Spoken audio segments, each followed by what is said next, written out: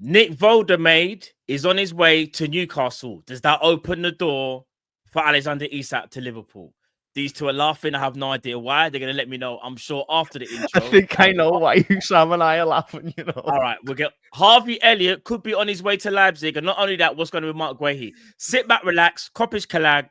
It's Hassam, Tom Little, James Redmond. Let's get into this, peeps. Hi, this is Jordan Henderson, and you're watching Team Kop-Ish. Being free back again, ripping LFC till the end, so go on, tell a friend. If they rockin' red, they're a 10 champions, be the best, we come again. Kop-Ish clean up in every region, elevation in every season. Catch up in all the fast match up in real rap and drifty go on, tell them this is that, this is that. This is Kopish, this is Kopish. Reppin' Liverpool till the end, champions, we the best, come again. This is that. This is Kop-Ish. This is Kop-Ish. The main free back up in your screen, real ones know this the place to be. This is Kop-Ish. This is Kop-Ish. Big up to everybody inside the arena. There's only one place to be, people. It's 1:30. It's every Friday. It is the Kopish collab with Don Hassam, Tom Little, and man like James Redmond. Big up to you guys. How you guys though, bro? Marvelous. Even better after yesterday. I'm a little bit impatient though. I'm a little bit impatient. I wonder why that is, eh, guys? TikTok kids, TikTok. See people like Tom Little, TikTok era. They can't handle a couple of hours without their dopamine being fed. Honestly, Tom, James, I've done 5 weeks of waiting now. Now I've been told the door is open. Let's walk through it now. I've stood outside the door for 5 weeks. Tom, do you know your ancestors, Tom, had to wait days, if not weeks, if not months, just to get a letter, and you can't wait 5 weeks for a frigging transfer, a record. Is it true that Scousers ancestrally are Irish? Yes, a lot of us. A lot of them came over. Quite a few, from what I've read. So my great grandparents came over from Ireland. Okay. Yeah. So you've got a little bit of the Irish in me, yeah. You know, you can't go wrong with it. It doesn't fall too far from the tree, right? So, why am I hearing Conor McGregor though? Nah. I could do this all stream. I could do it all stream as well. You better not ask me a question about Liverpool in this voice. I tell you now. And if you think you could cook me in skills, you'd be getting absolutely annihilated in Irish, right? Can you stop it? Relax and be humble, yeah. Relax and be humble. McGregor, James Redmond, you know.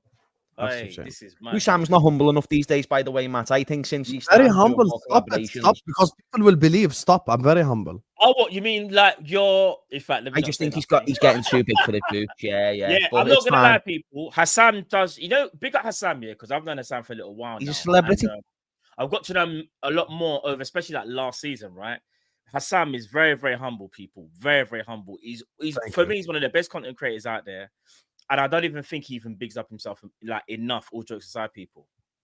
But you see today, Hassam must have said something to us backstage. I'm not going to repeat what he said.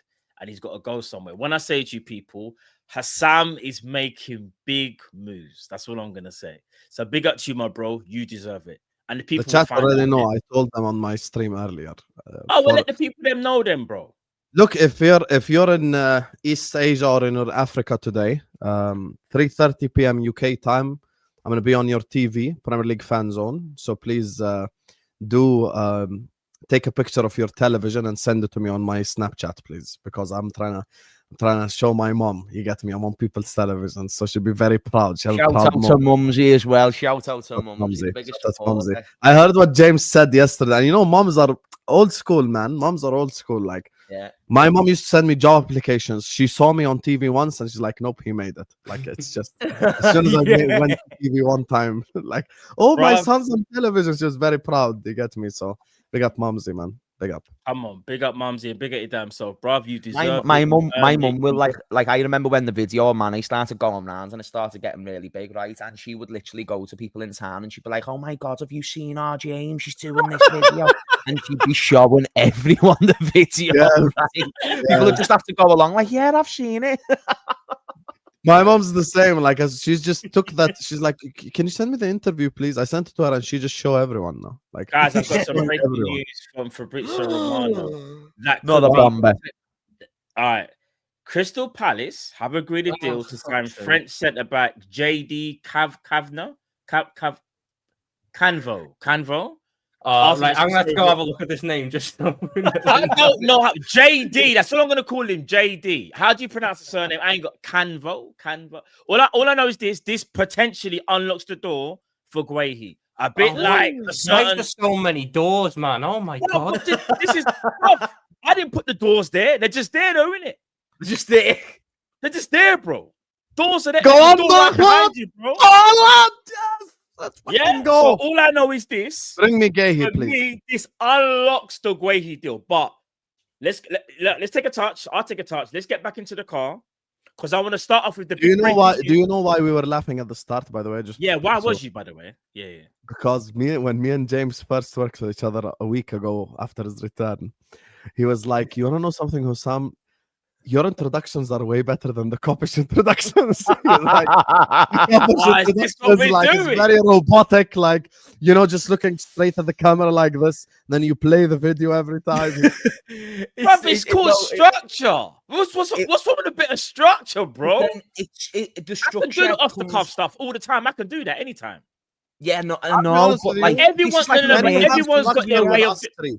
Can you have structure is, with us yeah? three? Be honest. Yeah. But I'll tell you what it is. I'll be honest with you.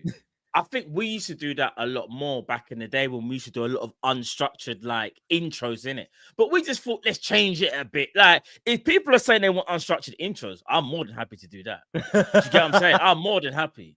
Do you know what I mean? So, No, listen, it's one of them. It's something that I just laugh welcome at back every to time Team because Kopish. I know how This is your funny boy, you Man are. Like Matt. I know that you're all funny. So like when I see you trying to be dead organised before the show starts, I'm just I can't take I it just serious. thought- Yeah, but I that's just the only find it funny organized as part well. of the show is the Exactly. intro, realistically. Nothing else of this show is ever organised. Cheers, Tom. Thanks. That's how it is, though. Tom, It's did you, disorganised chaos. Tom, You did lead you us down get a, tangents. Tom, did you get a message about the show an hour before the show, like 5 minutes before the show? Like, how late was it too late? Was it? You is it actually YouTube didn't even timing? confirm with us. yesterday. 11:35. I didn't even know the show was on until you messaged Oh, me. You know. stop. It's every week. What are we doing? Like, you No, don't but know your own schedule. No, but I That can't sounds quite believe, disorganised to I me, can't Tom. believe you're making me big up Hassam. Hassam will always send a message and going, we on for tomorrow. We on for tomorrow. So I at least know that I've got something going on. I got Tom, it's I every got a link week. today. I got a link today at 11:35. Oh my gosh. Guess what? Vel No. just messaged me. I have a bet. I can do a nice intro for Don Hussam that will be Mo Salah levels compared to Kopish Gakpo level intro. Oh, is that what we're doing? Hold on, what's Hey, going on Val. with all this thing? Is that what Hey we're Vel, doing? next time Is we're that what on, we're doing? All right, tell Val Wait. to be careful, you know? Matt, you told me that you're going to be there in September onwards, right? Yeah. So this Monday you're there. No, it'll be the following second week, member. I did say second week. Mm. You know Okay, why? no though? problem. Yeah. Vel, you're on. Make it. Let's go. Yeah, second As week long as only. it's not a Vel, it's an intro, Habibi. Don't make 3-minute clip for an intro. It has to be 1 minute maximum. Let's go. Let's this go. toxicity at the beginning of the show. How dare you lot? Anyway, people, let's get back on track. Are you saying that let's- is Arab? Oh my gosh. That's Top poor of of it. you, that Matt. I'm not gonna lie to you. That's quite discriminatory. Never do say so Yeah, myself. Very. I agree with I'm you. sorry, Sam. what? Are you I'm saying I sorry, should what? go eat sand? Sorry. I'm sorry, what? Hold on, get back in the car, take a touch. Redmond, don't you better drive. take a touch as well.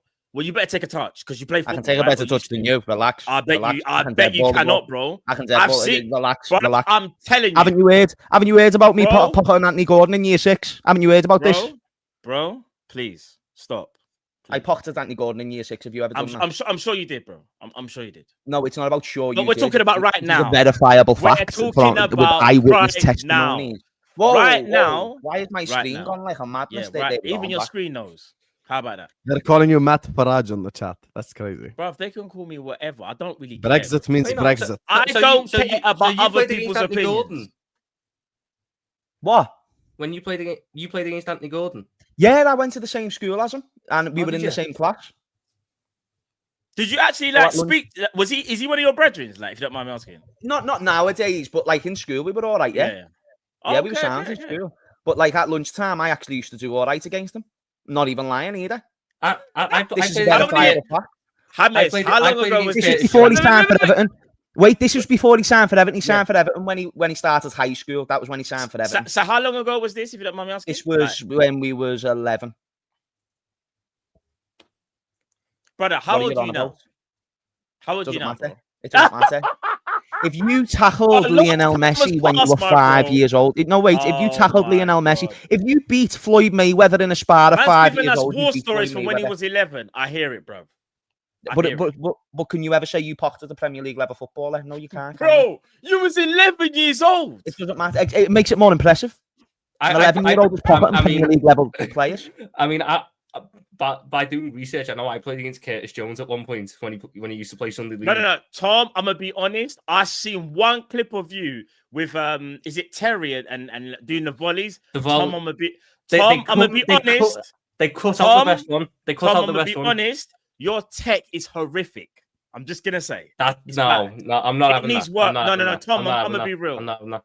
I don't know if Hassan plays football, but I just know on this panel, it's not looking good for you, bro. Especially if that video gets played again. That video isn't even that bad. If we're being completely honest, I know when you're prime, Tom. You're not even 25 yet. Lad, I left my prime the moment I found alcohol. What, at 11 as well, yeah? 12. 12. I was close. All right, guys, listen. Let's get back in the car. All right, cool. So, yesterday, as we know, there was a bomber yesterday, but it was for Newcastle.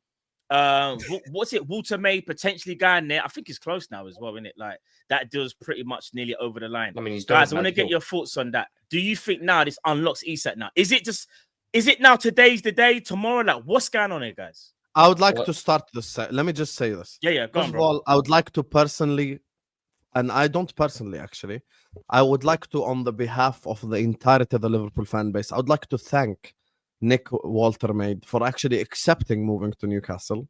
Because you're the first striker, my brother, for the last 3 months. We have been struggling. Everyone in the chat, spam the clapping emojis for Waltermaid for actually accepting the Newcastle transfer. Thank you so much, Nick. He's had a bigger welcome from Scousers than Geordie, hasn't he? Yes, exactly. I appreciate you so much. Thank you so much, because you're the reason why Isak is going to join Liverpool. You get me? So big up to him. Thank you so much. You're saving our life. You get me? I appreciate you. And yes, of course, it opens the door to Isak. I've been confident from the beginning of the saga, except one time. One time I was not confident, which is when... Tom, you're so disrespectful on your phone all the time. You're on Kopish. Sorry, I'm just sorting something out for a journalist. Carry on, I'm listening. You're on Kopish, literally. Respect yourself. Respect the platform you're on. You're on the pound for pound best channel on YouTube when it comes to Liverpool content. Anyway, back to the topic. So yeah, but the people who are on the pound for pound channel aren't talking at the minute, are they? The man who disrespected me yesterday in his preview show is. If you're not trying to be like James Redmond, why are you wearing a hat? Guess what? Because my hair is long, I don't want it in my face at the minute. Oh, okay. You've never worn a hat this way ever before until James did it. Trying to be edgy. Nah, but all jokes aside. Anyway, so what are you gonna say?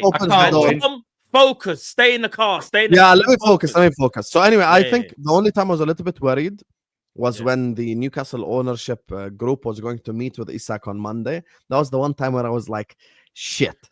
But then after the meeting, when it came out that Isak's message is consistent, he wants to join Liverpool, he doesn't want to become a Newcastle player, my confidence was only increased at that moment in time. Like, I became even more and more confident. You get me? So, yeah, I think it's inevitable he'll be a Liverpool player.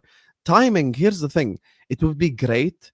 It would be unbelievable if we get the here we go today. He's registered and he's like on the bench against Arsenal, because even him just being on the bench against Arsenal would like strike fear into their souls. The dopamine hit, it'd be crazy. Yeah, so strike fears into their souls.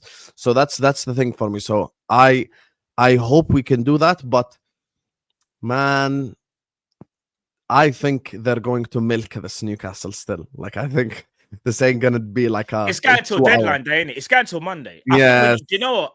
Because there was no bid this morning, and I think a lot of us probably thought after last night. Some people are saying, "Are Liverpool going to make the bid tonight? Are Liverpool going to make the bid tomorrow morning? Is it going to be tomorrow afternoon?" It's now 1:51, still no bid. Yeah.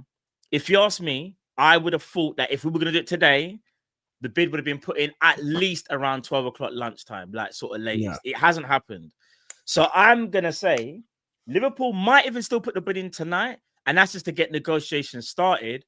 And then that carries over, but it will drag on till Monday. James, Tom, what are you lot saying about it? Like, when do you think this bid goes in, or if it does, or is it still in Newcastle's hands? Do you know what? Like, I can't like predict the exact moment, but I'm not bothered about when it gets done because the reality is, Isak's different to Gahey because Gahey's actually had minutes, but Isak's not match fit. So the best scenario for him, even before putting him on the bench against Arsenal, what I would do, especially if it's getting done deadline day, just like let him have his little pre-season with Sweden, and you know when he goes away on international break, then he comes back to us, get him up to our fitness, and then just it's simple. It doesn't need to be now, and we know. If you told me you would get Isak, but it would just be at the end of the window, we'd all have bitten your hands off for it. It's because it's dragged on. We're all complaining and we're all upset about it, but him getting done today, tomorrow, I don't care when it is. It's going to get done, isn't it? And once it's done, we're all going to be buzzing. And then when you correlate that to Gahey, it's a similar scenario for me again. Just once he's done, lads, we've just got another centre back, and if we get out of these 3 games with let's say even 7 points, we draw against Arsenal. It's a fantastic start of the season, and you've not even had 2 of your main options because them 2 will come in as main options. So I just don't have no concerns about when it gets done. I think we can all simultaneously agree it's going to get done. Do you know what I mean? Because Walter Marday, he's not going to join Newcastle without the reassurances that he's going to have a seamless transition into that. He's the starter. He's the starter, 100%. He's the starter, 1,000,000,000%. And again, you know, this is a kid who was linked with Bayern Munich, a very great talent. And I actually rate the signing very highly. And, you know, if we signed him, if we absolutely had to pivot and we signed him, I wouldn't be against it. I think he's that good of a player. So he's not coming in to be a backup. And as Luke Edwards was being a bum yesterday on Twitter, calling out, that's the Callum Wilson replacement sorted. It's not. You are having a laugh if you think that a 75 million Walter Marday. This is what I was saying. And 40 million Visa's coming in to replace Isak, apparently, because that's what you're saying according to the logic. But now he's twisted his words again today. Luke Edwards, James, you've got to remember though, 2 weeks ago, Wissa wasn't the Isak replacement, because if you suggested Wissa was the Isak replacement, you're getting stoned at by Mr. Luke Edwards. But now he is, because they need a second striker. Luke Edwards is a power play bum. He's just wanted Newcastle to get a victory. Think about it, boys, right? He started off with the Ekatike thing, where they lost out on Ekatike. And then they had the parade afterwards saying, oh, well, that means you're not getting Isak. Unlucky, boys. We get to keep the best striker in the world. Right.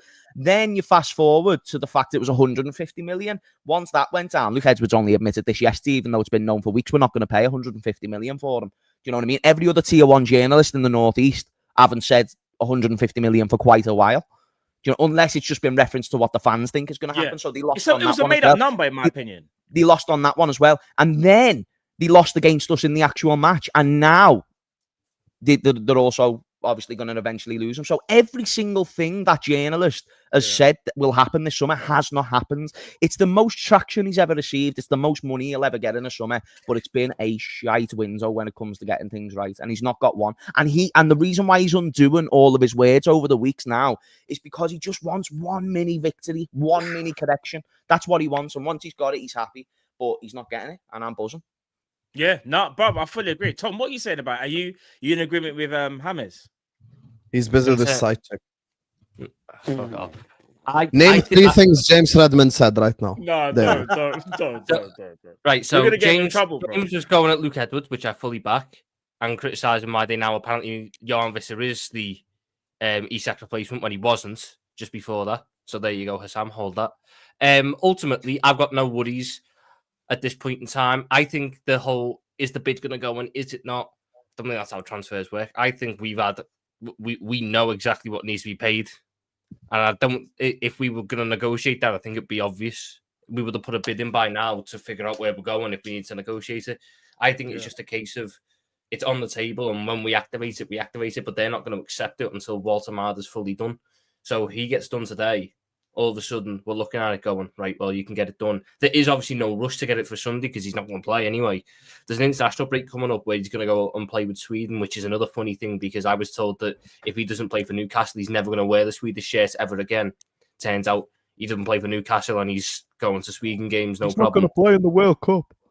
Because Sweden just has such an array of strikers. You can go international break, get some minutes in his legs, come back, have a couple of games off the bench for us, and then be up to speed fully. But have you seen Jamie's comments? Sorry, Tom. Have you seen Jamie's comments? Luke Edwards got his qualifications from B&Q. Pick up, Jamie. Listen, Sorry, the Tom, whole go on. Yeah, go on, Tom. No, You don't know B&Q? Okay, yeah. It's just a place where you get like fucking building DIY. Shit.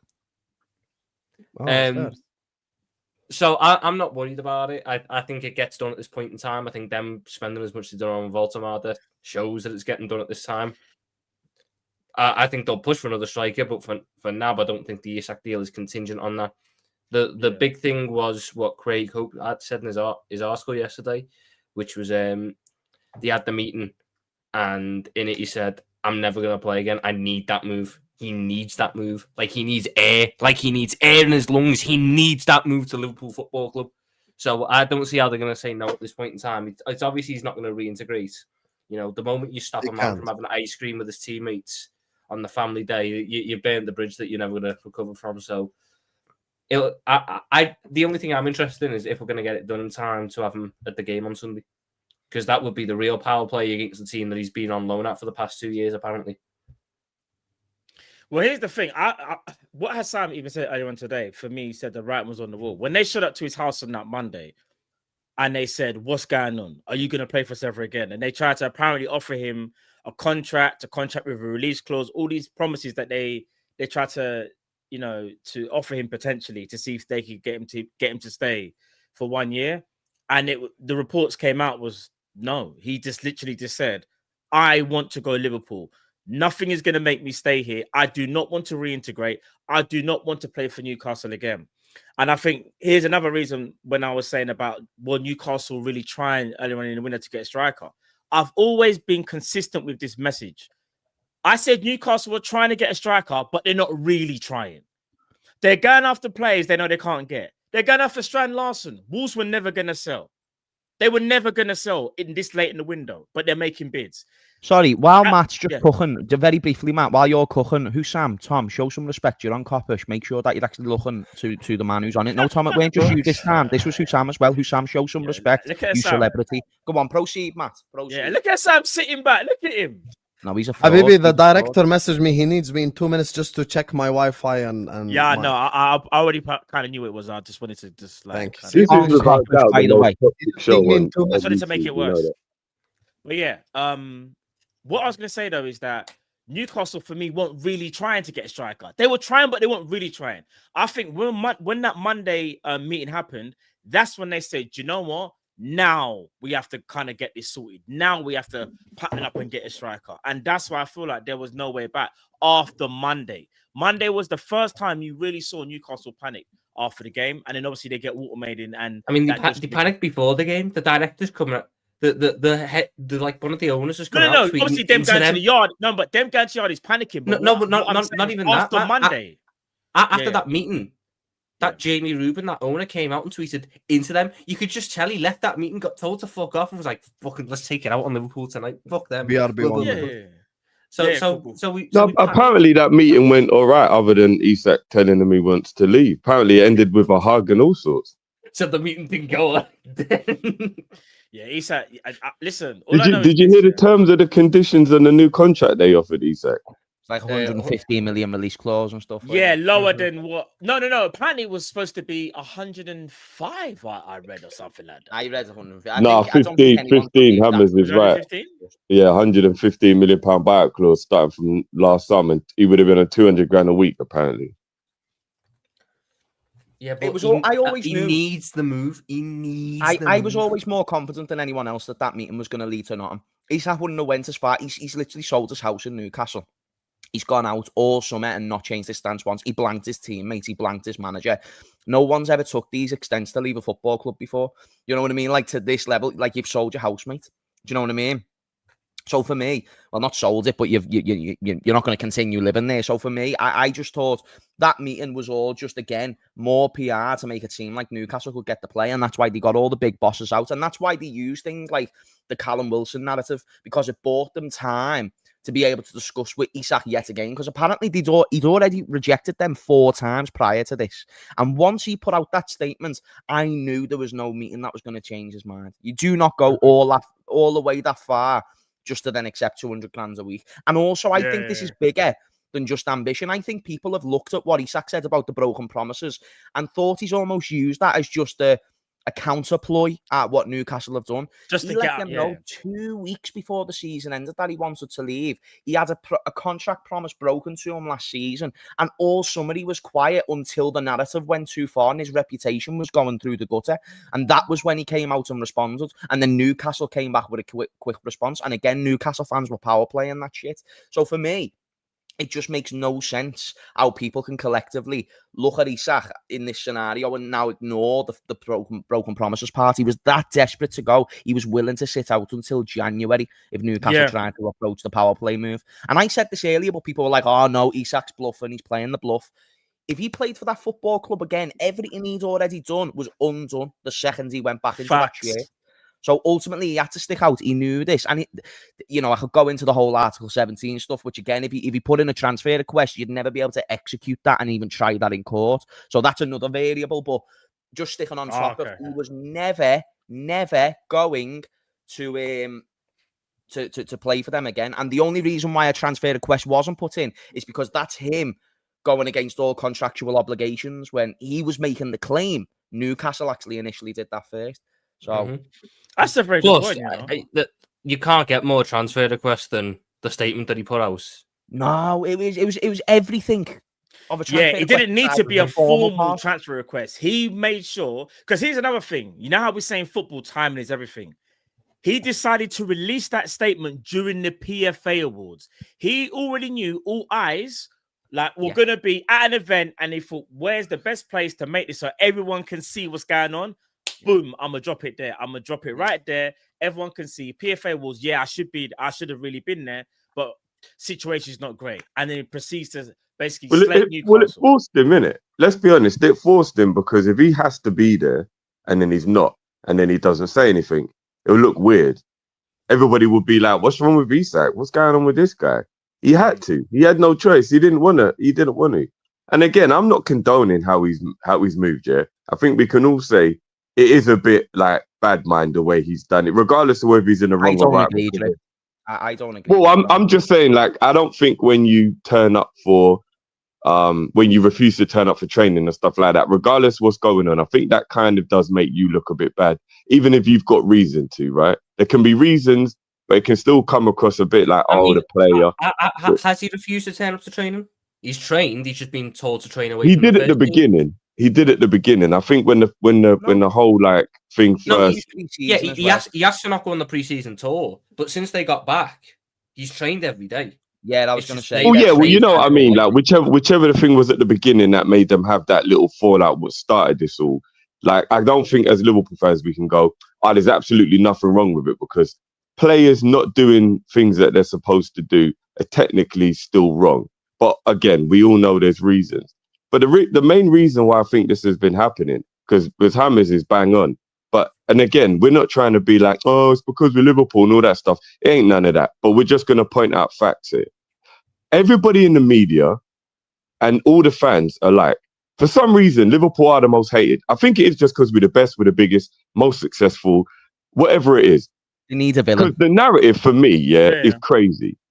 Wissa and Gyökeres have done the exact same thing that Isak has done, and ain't nobody done or said anything. But apparently, Isak's the worst person in the world, yeah? When literally the two players that are involved, one of them, Newcastle are going to gain from, and they ain't moaning that Wissa's doing this to Brentford, and they're going to gain from it. Gyökeres, we already know Arsenal fans, they spin every narrative online to make their club look great. Gyökeres literally did what Isak is doing, maybe even worse. Maybe even worse, because he actually did refuse and told them I ain't never coming back and all that rubbish and made them have to sell him. Because it's Liverpool. This is happening because everybody's jealous, everybody's scared, and everybody is in an understanding of what Isak at Liverpool means. It means possible domination, and it means almost a flawless attack. They are scared, they are worried. That is why the narrative all of a sudden is, look how terrible Liverpool are. Look how terrible, because we've been labelled bad as a club. What did we do in all of this that's meant to be bad? So Arsenal weren't bad for forcing Gyökeres to go on strike. How comes Newcastle aren't bad for making Wissa go on strike? But apparently Liverpool are to blame for why Isak went on strike. Like, this whole narrative is just amazing. And I love it because, you know what? When you're hated, it means that you're the best. If you don't have haters, you ain't doing something right. So let them hate because they know what this is going to mean. They know.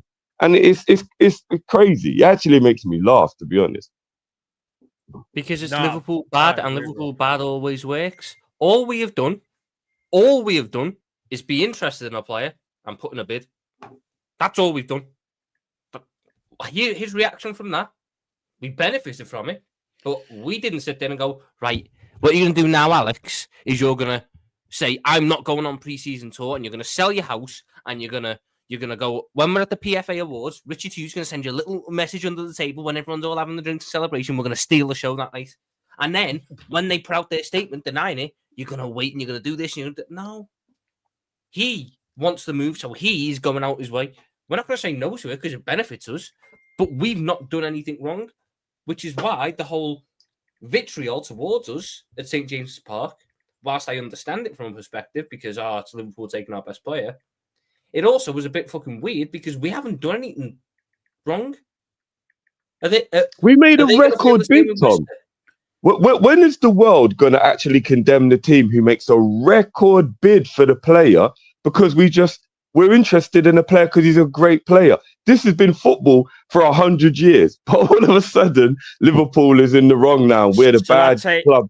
It's Northeast Journalist. Sorry, Matt, I'll let you go as well. Go. Just briefly, this is Northeast Journalists who have fabricated language and put out provocative articles which have provoked their fan base into thinking that this is big bad Liverpool trying to take over. So remember when this initially started, the power play stuff, because when it was just the Isak thing, actually everything was all right. It was just, we're going to keep him. No, we're going to get him. That was the argument, but it weren't major. Once the Ekitike deal happened, Liverpool saw that they were making advancements. It wasn't reported accurately that he was already our target. We saw that Newcastle were pursuing him even further.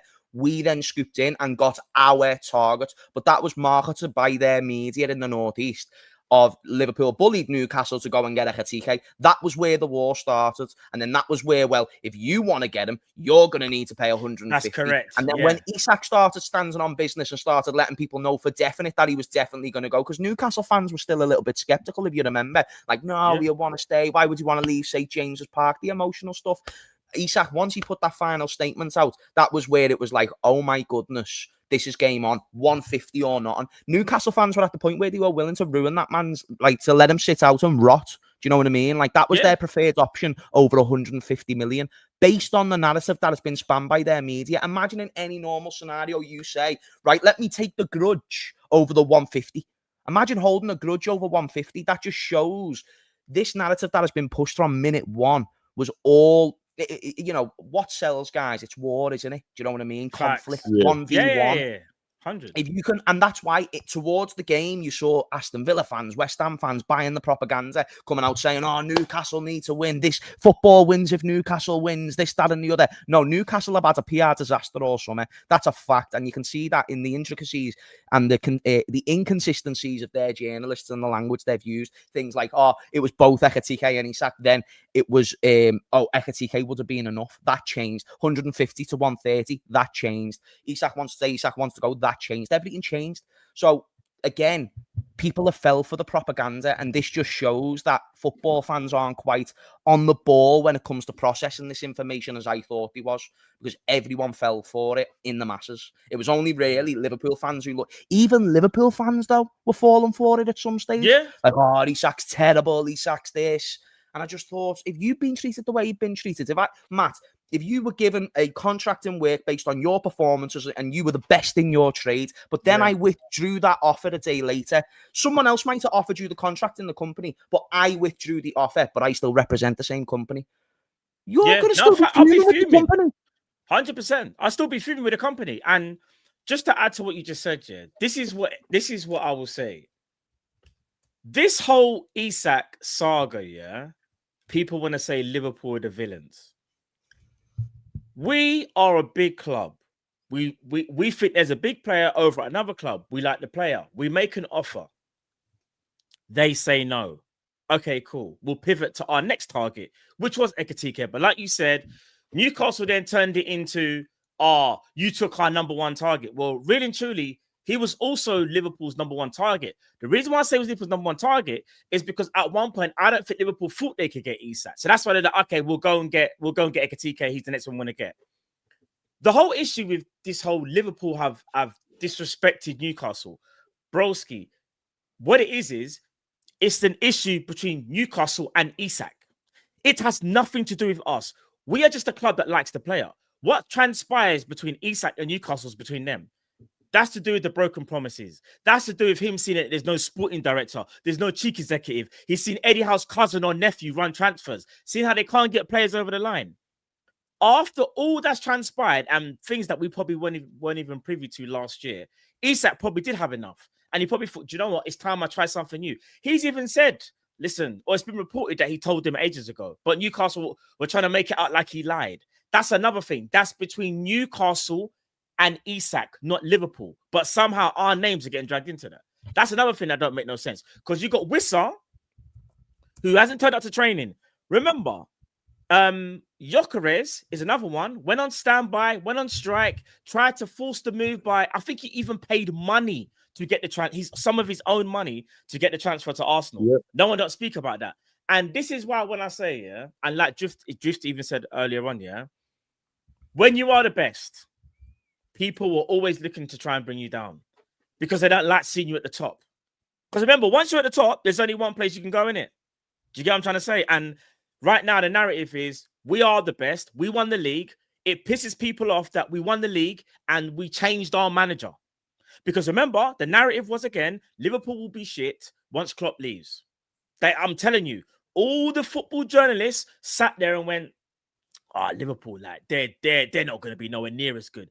I'm telling you, they cannot stand it. They cannot stand the fact that Mohamed Salah is an alien and still being a bad man. They cannot stand the fact that Virgil van Dijk is still the best defender in the world. They cannot stand the fact that Ali is the best goalkeeper in the world.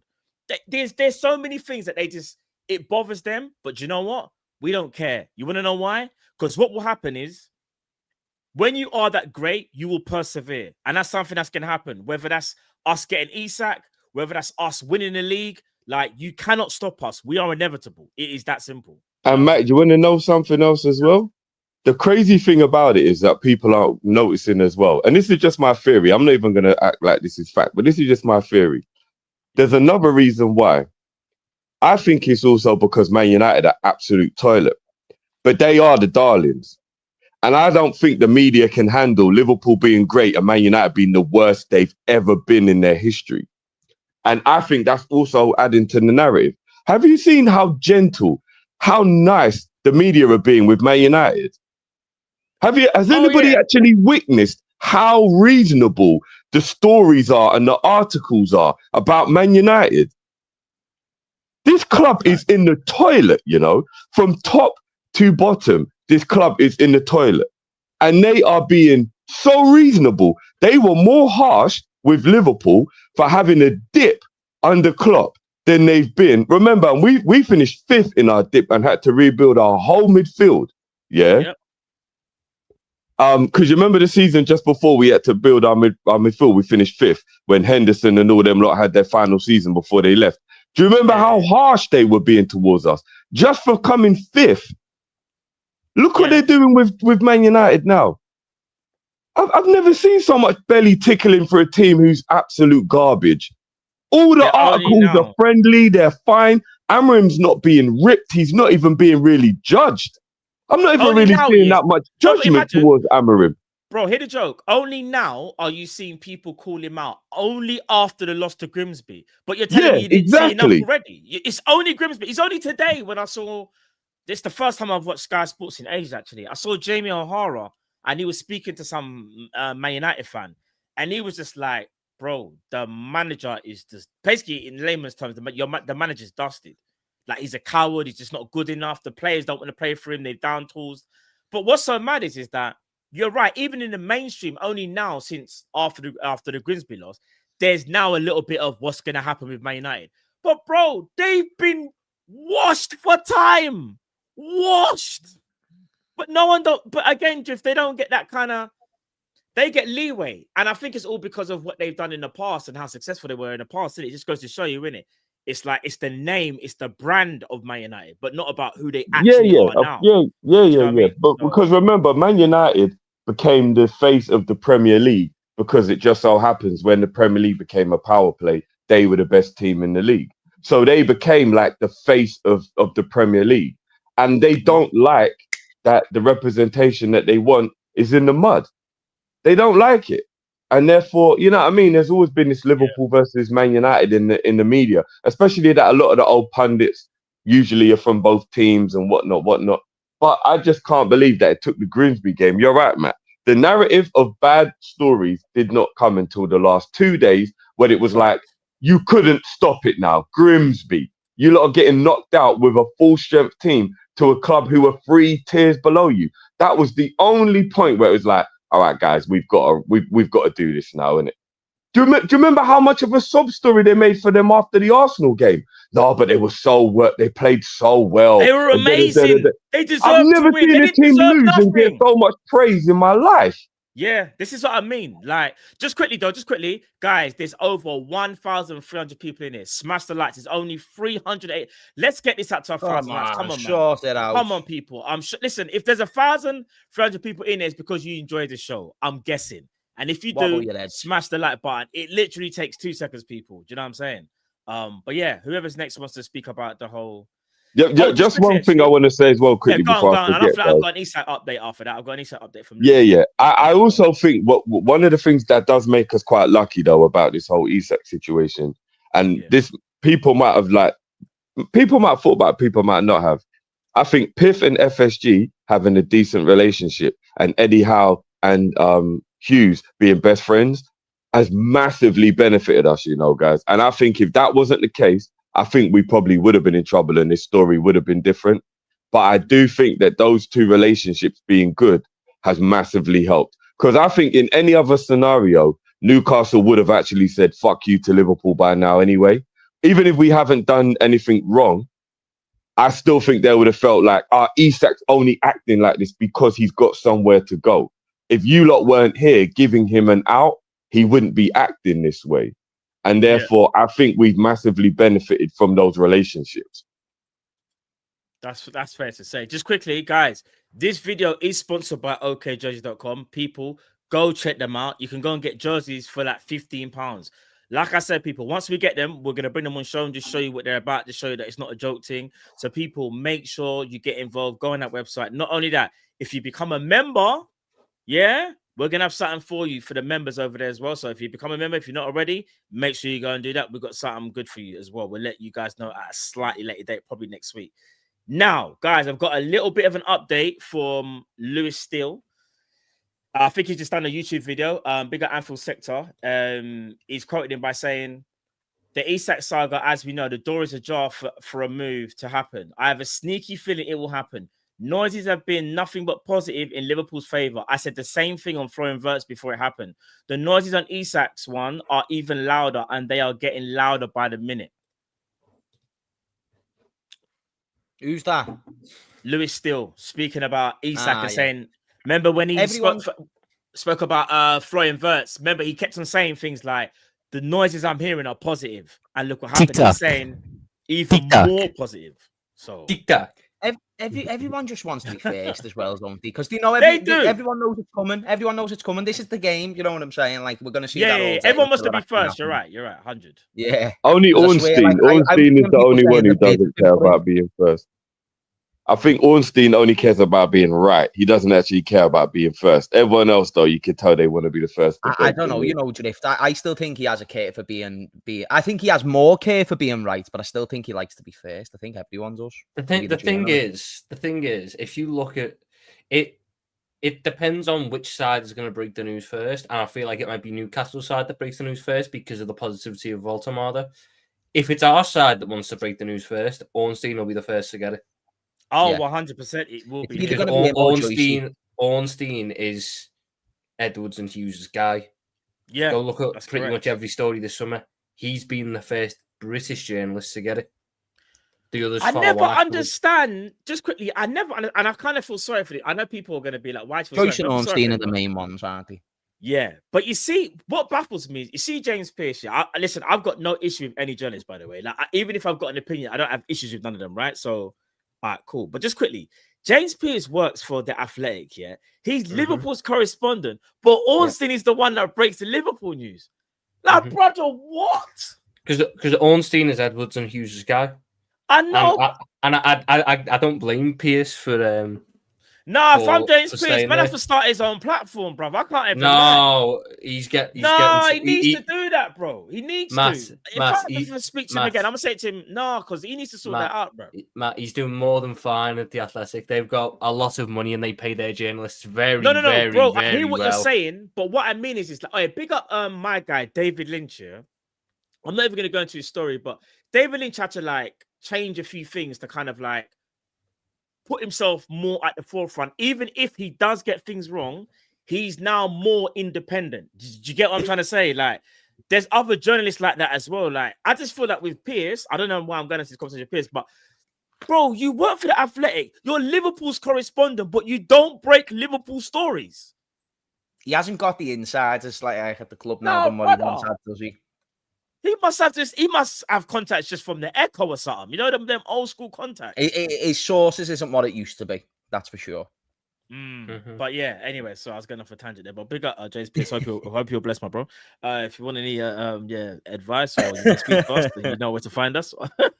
But let me see if there's any other news regarding Isak. Because again, I think it was what's his name? Thingy Douglas. Matty Douglas. Matty is it? Mark Douglas from the iPaper. He says now Liverpool are now preparing 120 million British record bid for Alexander Isak. Insiders now believe the bid is imminent. Bro, I'm so... Is he a Newcastle side journalist, him? If you click on his Twitter, does it say anything like North East or does it say anything? Northern football correspondent, it just says. Right. Because I think he's been a heavy commenter on this deal all the way through. So what he's just said, 120 is set to be put in. Yeah, 120. Yeah. And I think it's going to end up being 120 plus like 10 million add-ons. I agree. That's what I think.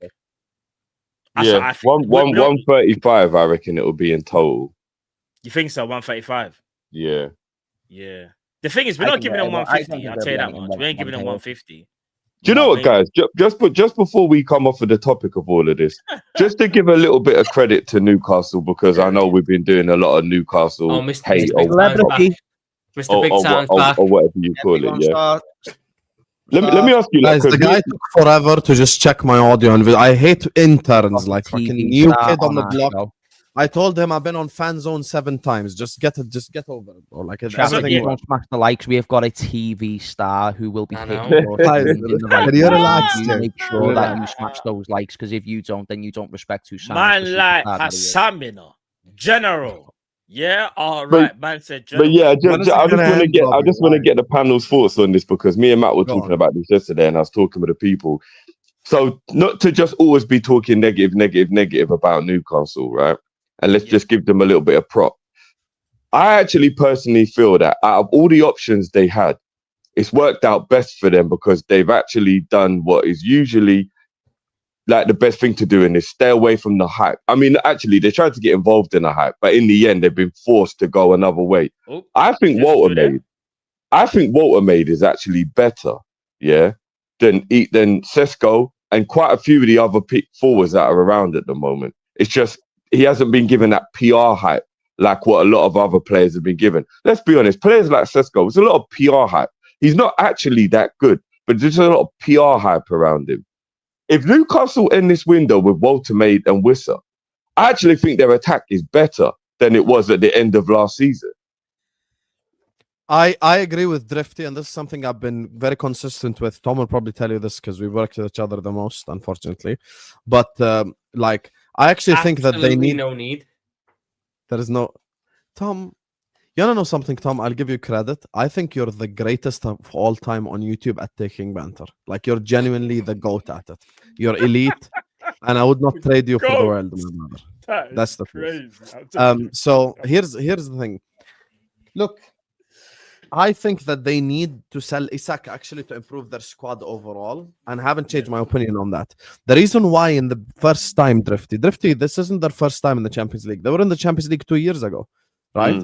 So because they were in the Champions League 2 years ago anyway, the reason why they basically finished 7th, 8th that season is their squad depth, because their squad couldn't handle 2 competitions a week.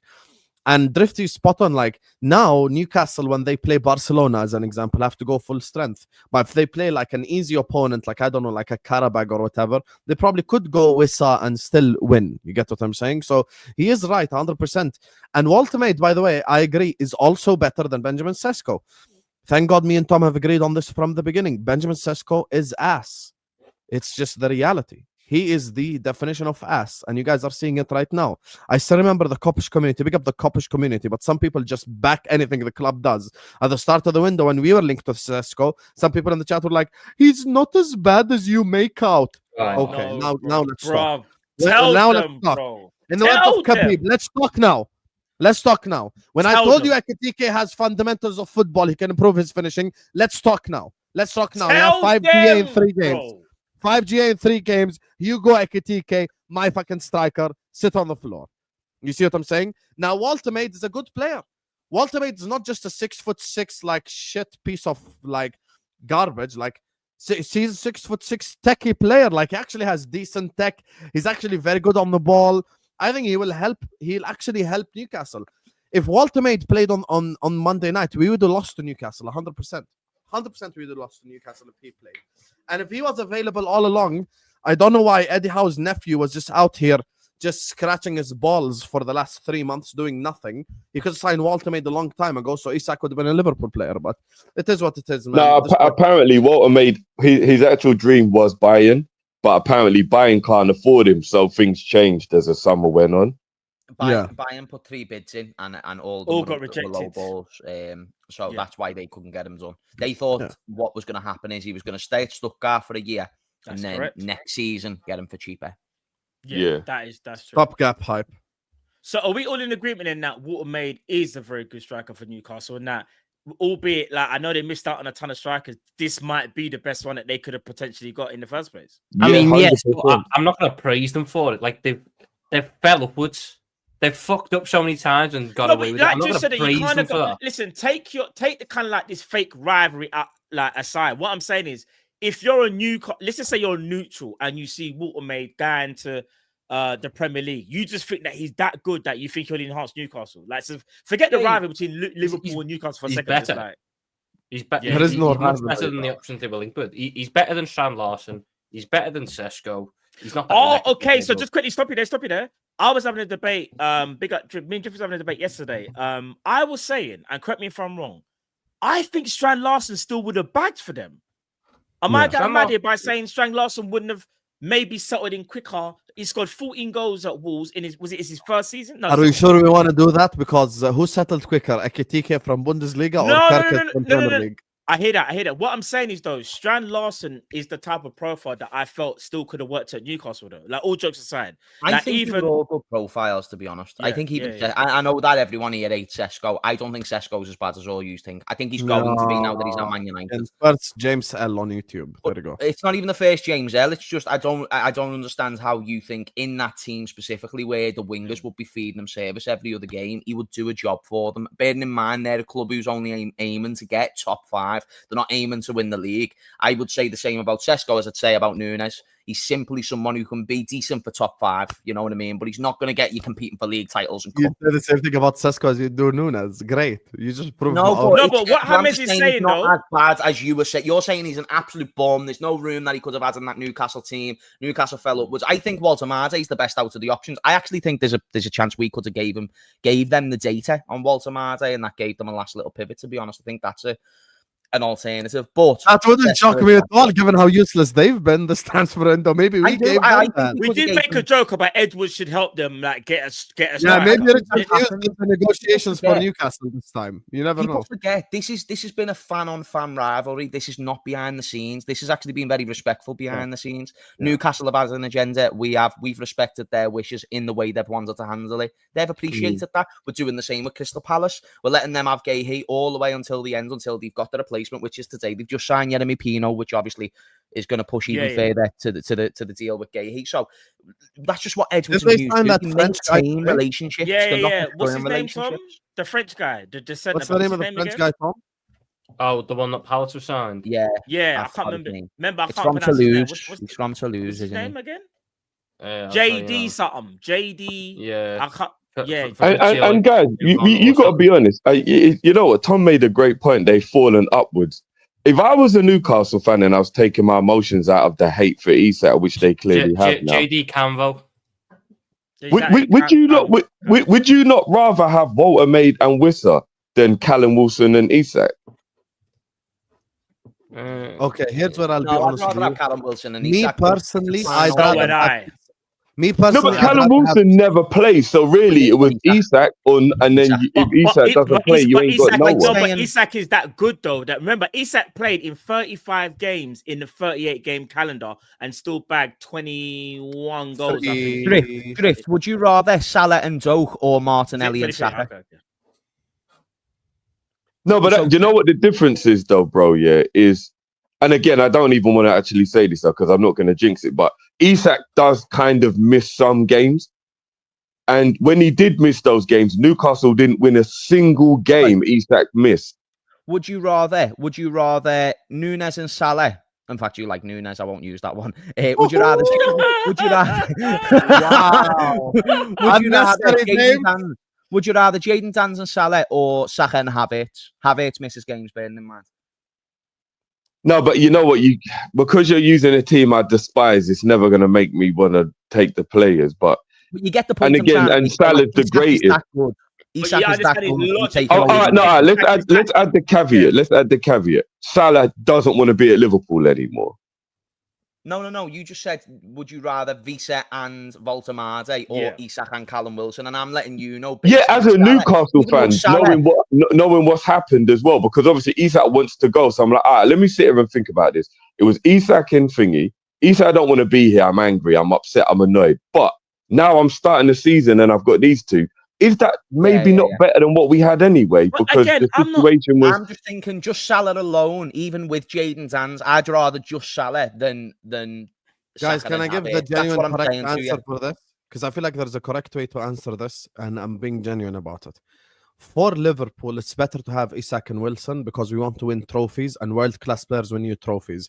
For someone like Newcastle, it's better to have Walter Maida and Wissa because they're trying to become a stable Champions League side. That's just the honest answer. Yeah, I'm not even blowing Newcastle or anything. The truth of the matter is, Newcastle right now are not going to win major like Premier League, Champions League, anything like that. So for them to maintain being a stable Prem club, Walter Maida and Wissa is better. For us, I wouldn't take that option because I'd rather gamble on Isak doing 30 games a season, scoring 22 goals and winning me the league over Walter Maida and whoever. He played 34 games last year as well. By the way, people talking about this Isak injury.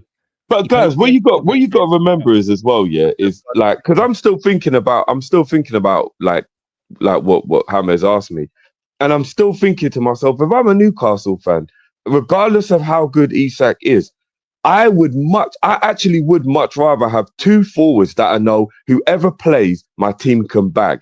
I would hate the idea that we've got this one guy, and if he don't play, we don't win a football match. And if I would hate to have that, because what you got to remember at Liverpool is, even though Salah is the king, when Salah doesn't play, we still have bagsmen.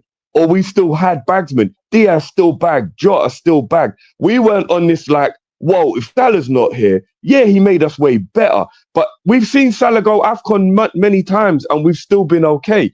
Newcastle didn't win a single game Isak didn't play in. Do you know how much of a he is their club? I would rather have, do you know what? Volta May's playing well. He's doing, and if he doesn't play, at least I've got 19 striker Vissad who comes in and can still bag. Do you get what I mean? Like, I would rather be in that scenario as a Newcastle fan, honestly. I think you agree with Hussam then. Like, it's a good summary what you just said. From a Newcastle point of view, you think it's better for them, and that's fine. But you know where the only thing I'll say before we touch on that video, we'll move on next. Newcastle fans would disagree, and Drift, you only know this because you've saw their behaviour all summer. Do you know what I mean? They would have much rather Isak over anything. Hindsight can only tell them they would rather this scenario than keeping Isak, I think. Yeah, maybe. I think that's more pride talking, but I get what you're saying. I'm not saying why it is. I agree with you. It is pride talking. They wanted the power play, but I still think that has led to them concluding they'd want Isak more. But now that it looks like they don't have that leverage on Isak, they're not going to admit that no more. That's just the theme of the online Newcastle fan base or something. That's not yeah. You're probably right. Anybody else want to say the last thing about Isak before we move on to the next topic? That video was hilarious, by the way. Like, you know, shutting the gutter. It's like, we know who it is, bro. You know what I mean? Like, this is not 2010. Yeah, I know. It's like, I wonder who that. This bit here always kills me, yeah? Watch this, yeah? If you watch carefully, look how Isak realizes there's cameras and he's like, oh shit, what's this? He sees the camera, maybe man, the hug is what's this? too tight. Look, did you see it there? The look to the side eye. Hold on. This bit always. You want to know what's crazy, guys? It's here. Can you see it? Yeah. I actually think that Isak and Virgil were actually just having a, you know, you're the best. No, you're the best. No, big up, G. I don't think you had anything to do with Liverpool. No, but look at that look from Virgil. That's not. You're telling me that look from Virgil said, I think you're the best. If you want to see you in training, big man. When he pulled him in initially, it's like well done today. And then Virgil said something there that Isak goes, ooh. It could just be banter. Yeah. He could have just said a joke. I just think that's mutual respect by two of the best players in the league, personally. But look at Virgil. Look at that face. That's where that changes. That's not just fair play. Do you know what I mean? That's just like, you just told me something funny, or you've told me something that took me off surprise. That's not a look of like, oh, thank you for telling me I'm the greatest. Yeah, maybe. Look, Isak is laughing. Like, yeah, I hear it. Realizes there's the camera, and then look how it switches up. Yeah, you know, like when you like you've seen them man in the club where they're speaking to a girl, but then their girl clocks them, and then they've got to act like you weren't speaking to that girl. You see the thing that happened? Did you see the thing that happened with the Coldplay concert? With the with the fella and the with the fella. It was basically that. It was so funny. No. It's actually mad, but yeah, man. You know what, though, guys, as well? Yeah, I actually want to give a lot of credit to Liverpool Football Club. I want to give so much credit to Liverpool Football Club right now, because I know the Isak thing isn't done, but it still remains true to what I'm going to say. We have actually truly said, for the first time in our history, if it ain't the best in class, then move on. And we got Florian and Isak, because they are the best in class. We didn't do that, we'll go for the second best. We didn't do, we'll go for the... We've actually said, let's go and get the best in class and bring him here. That's in theory what we've always tried to do. It's just for once we've actually pulled it off. No, but that's what I mean, Tom. We finally got our ish together, whereas we've done it. It wasn't a dream. It wasn't just the theory. We've actually pulled it off. And we've actually gone. I know everybody here wanted Isak, but nobody believed Liverpool would ever actually go and do what it took to get it done. Do you get what I mean? And like, it's a beautiful time. It's actually a beautiful time, man. Man United are the shittest team in the world, and Liverpool are trying to buy the best players on the planet. It's just a beautiful world right now. So, Drift, to add to what you just said, are you saying basically that FSG have played another blinder by bringing back? No, wait, I need to see Hassan's face when I say this, because he knows, even Hassan might not like what I'm about to say, he might agree with it though. So tired. What we're doing right now with our transfer strategy and how we were moving like a big club supposed to, would you say it was a blinder by FSG bringing back Michael Edwards, who therefore brought in Richard Hughes and also brought back Julian Ward? Are you telling me that wasn't a great bit of business by FSG to bring back that right person? Hassan, I'll start with you, my bro. Yes. And I've always given credit to FSG for that. I've never ever been. My problem was not the FSG model. My problem was how much we use the model, how much we actually spend money. That was always my problem. But even Tom will vouch. Like, my thing is, I always wanted us to do more of what we did anyway. That's it. That's as simple as that. Like, I just didn't think we spent enough money. I just didn't think we backed our managers enough, and that's it. Edwards came in, and I already said from the beginning. You know, even we can go back to last summer. We did streams with Tom, and I was saying, back the nerds, trust the nerds. You know, these guys know what they're doing. So I trust Michael Edwards, and that is 100% something they deserve credit for bringing Edwards back. And he's spending the money now, and he's spending it really well. And I love that. And I love that. It's very important for us to spend correct money. We can't be the next Manchester United. That's why it's important to spend money smartly. That's why you see, by the way, all the Liverpool fans, we're not losing our shit at Verts. We're not losing our shit at Karkas. No one is. I know Jerry James is in the chat. He tries to bullshit by calling him twerkers and stuff, but he's here to just rattle the people, you know. But deep down, deep down, we know he's gonna come good in like 4 or 5 games. He knows. Same with Verts. By the way, it wouldn't shock me if Verts has a blinder this Sunday. If he has like an all-timer game, he could get into the spaces between Zubimendi and their defense and create something or score a goal. You can never say it's not like impossible. So. Yeah, I give him massive credit for bringing back Edwards. I think that has helped 100%. Yeah. What about Tsimikas has gone, by the way. I know, Tom. Oh, the best left back of the club. I was just about to say that, Tom. No, but Matt, I don't think me and Sam have argued for about 3 years on Tsimikas or Robertson, and I fucking won. You didn't win. I tell you, like, it's not that you won. No. Because where's Kostas Tsimikas going? Roma. Yeah, but what does that mean? Means he's not good enough for Liverpool. All right, genuine question, because I don't want to do this. This is going to start getting toxic. He could potentially be a first-team left-back at Roma, potentially. And he'll just be mentoring Kirkes. Obviously, we're expecting Kirkes to start games. Would you rather be first-team at Roma or just do mentoring, tutoring? It's only on loan, by the way, guys. I'd rather be at Liverpool. I know, it's a loan thing. Do you get what I'm trying to say? I actually think Tsimikas gets a lot of unfair criticism in tell them. This is what I'm saying. Tell them. Tsimikas is a good player who's unfortunate. Tell them. Tsimikas is not. I don't think Tsimikas is a good left back. I've never thought Tsimikas was a good left back. He's always worried me defensively. Every single time he's worried me defensively. I think whenever Tsimikas has been allowed to play more than 2 or 3 games in a row and get a bit of form and momentum, he's always performed well. Disagree. And then he unfortunately gets an injury, and then because he's actually quite injury prone, which is weird.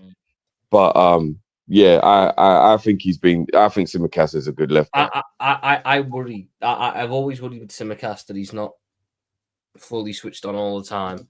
And he lacks some key defensive principles that I really want from a left back. But do you know how difficult it must be to only play every now and again, Tom? Like, I think as fans, we always underestimate how difficult it is to just find form randomly out of nowhere when you've been on the bench for like 2 months and then you're thrown in and everyone's like, you've got to grab your opportunity. When you've played football, you realize how difficult it is to just be good at football randomly after a month of not playing. Like, it doesn't work like that. Do you know what I mean? Like, yeah. Agreed. Tom, you're talking like you said about switched on. Tom, how many times have you started Hassan's stream and you forgot to turn on your mic? I'm not. If Hassan was paying me the wages Tsimikas was getting paid, I'd make sure. Tom, we're not doing that. You know, but you see how easy it is to do that, bro. It happens. I do it as well. You know, lad, there's a thing about having me mic switched off for 5 seconds, which is a laugh, joke, and then Tsimikas going, I'll pass it to the opposition, which has cost us goals multiple times. Let's not do. No, let's not do that, because if we're gonna do errors leading to goals, and again, this is why I think when.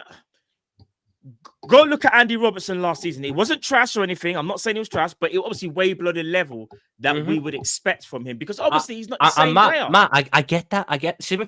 Andy Robertson was crap last season, and yet Tsimikas still couldn't displace him. Andy Robertson is a legend, bro. Do you think they're never going to displace him like that? Plus, like you said, Kirkus displaced him like you wouldn't fucking believe. No, wait there. This is why I'm going to slightly agree with you. From a mentality standpoint, obviously Robertson's been there, done that. He's got the experience, and I think Robertson is probably should be an amazing mentor to Kirkus. I don't think Tsimikas is that type of player. Hasn't had the same type of battles of Robertson. Hasn't had the story like Robertson, where he's had to come back from a relegated side hole and then go and play for the Premier League. Like, it's very different stories that they have as well. Tsimikas, when we signed him, was competing with Robbo, but let's be real. Even if Robbo had a bad game, even in his best of years, we always kind of knew he was going to start because he was that good. Tsimikas didn't really get a look in like that, if we've been honest. He didn't really get a look in. But Tsimikas never earned a look in like that. You're a liar. Now you're doing too much. No, I'm not. You're telling me there's never been games where you've gone, oh, do you know what? We should have played Tsimikas. Tsimikas has had good games before, but Tsimikas has never put together a run of form, even when Robertson's been out injured, where I've gone, that's another lie. No, it's not. That's another lie. No, but let me tell you why. I'll actually give you factual evidence why he was lying. Oh, here we go. Klopp era, quadruple charge season. We started the year. We won our first 2 games. Tsimikas had 2 assists in 2 games. We played Chelsea at Anfield. One of Klopp's big mistakes that season. He immediately brought Robertson back into the team. Did Robertson cost us the goal that day? Did Robertson cost us the goal that day? No, it was a fucking corner that was given on the other side of the pitch. So there's actually 0. Tsimikas wouldn't have stopped that goal. So what's the fucking point? No, but the point is he was in good form and he got dropped for no reason. Yeah. But I'm not welcoming slander for what's been a very sound backup left back for years. Great service. How much did we spend on him? What was it, like 13 mil or something? He's been solid. Yeah. I'm just saying he's done decent at Liverpool. I think Tom maybe been a bit, in my opinion, been a bit too harsh on him personally, because I just think Robbo's a legend. Like he was, in my opinion, he was never going to be better than Robbo. Robbo is a legend at his football club, but not only that, I think he's a great mentor to Kirkus, and that's why I feel like. And I agree that the first couple of years, Kostas' time at Liverpool, he was never getting ahead of Robertson. But all I've heard for the past 2 years is Andy Robertson's washed and shit. So if he was washed and shit, why the fuck is Tsimikas not taking a spot then? If Tsimikas is better than him, because there must be a bigger reason. Robbo's still good. Wait there. Were there times last year when you sat there and went, "Why isn't Endo playing?" Yes or no? What, starting? No. It's in any game, in any of Liverpool's games last season, you didn't want to think at any given moment. There's no. Why didn't we start? No, Endo? Endo's only getting garbage time minutes. Yes or no? Did you not think that at all? I mean, in terms of what you want. Tom, stop because you confuse me. Matt, are you asking me? No. Are you asking me? You know what the answer is, bro. Come on. Everybody in the comments know the answer. Let me ask you to clarify. Are you saying were there games where I wanted Endo to start, or are you saying were there moments in games where I wanted him to come on? Were there games last season where you thought Endo should really have started that game? No.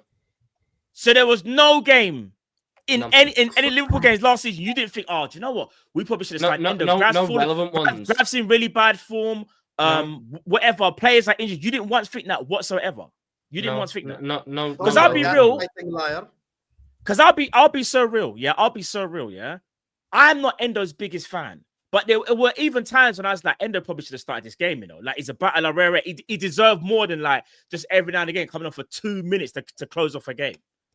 And my whole point of that is saying there were definitely players over the years that probably deserve more game time, but because there's been a bit of favoritism potentially in the squad, they've never really been given that chance. Now, I'm not saying Endo is nowhere near on McAllister or Gravenberch's level. I'm not saying that. I'm just saying there are players, though, that have quality that potentially could have started, but managers have their preference, bro. Let's not act like Klopp didn't have his favorites, and no matter what they did, they were always going to play. Okay. Would you agree with that? Arnie Slot came in last year. Yeah, under Klopp.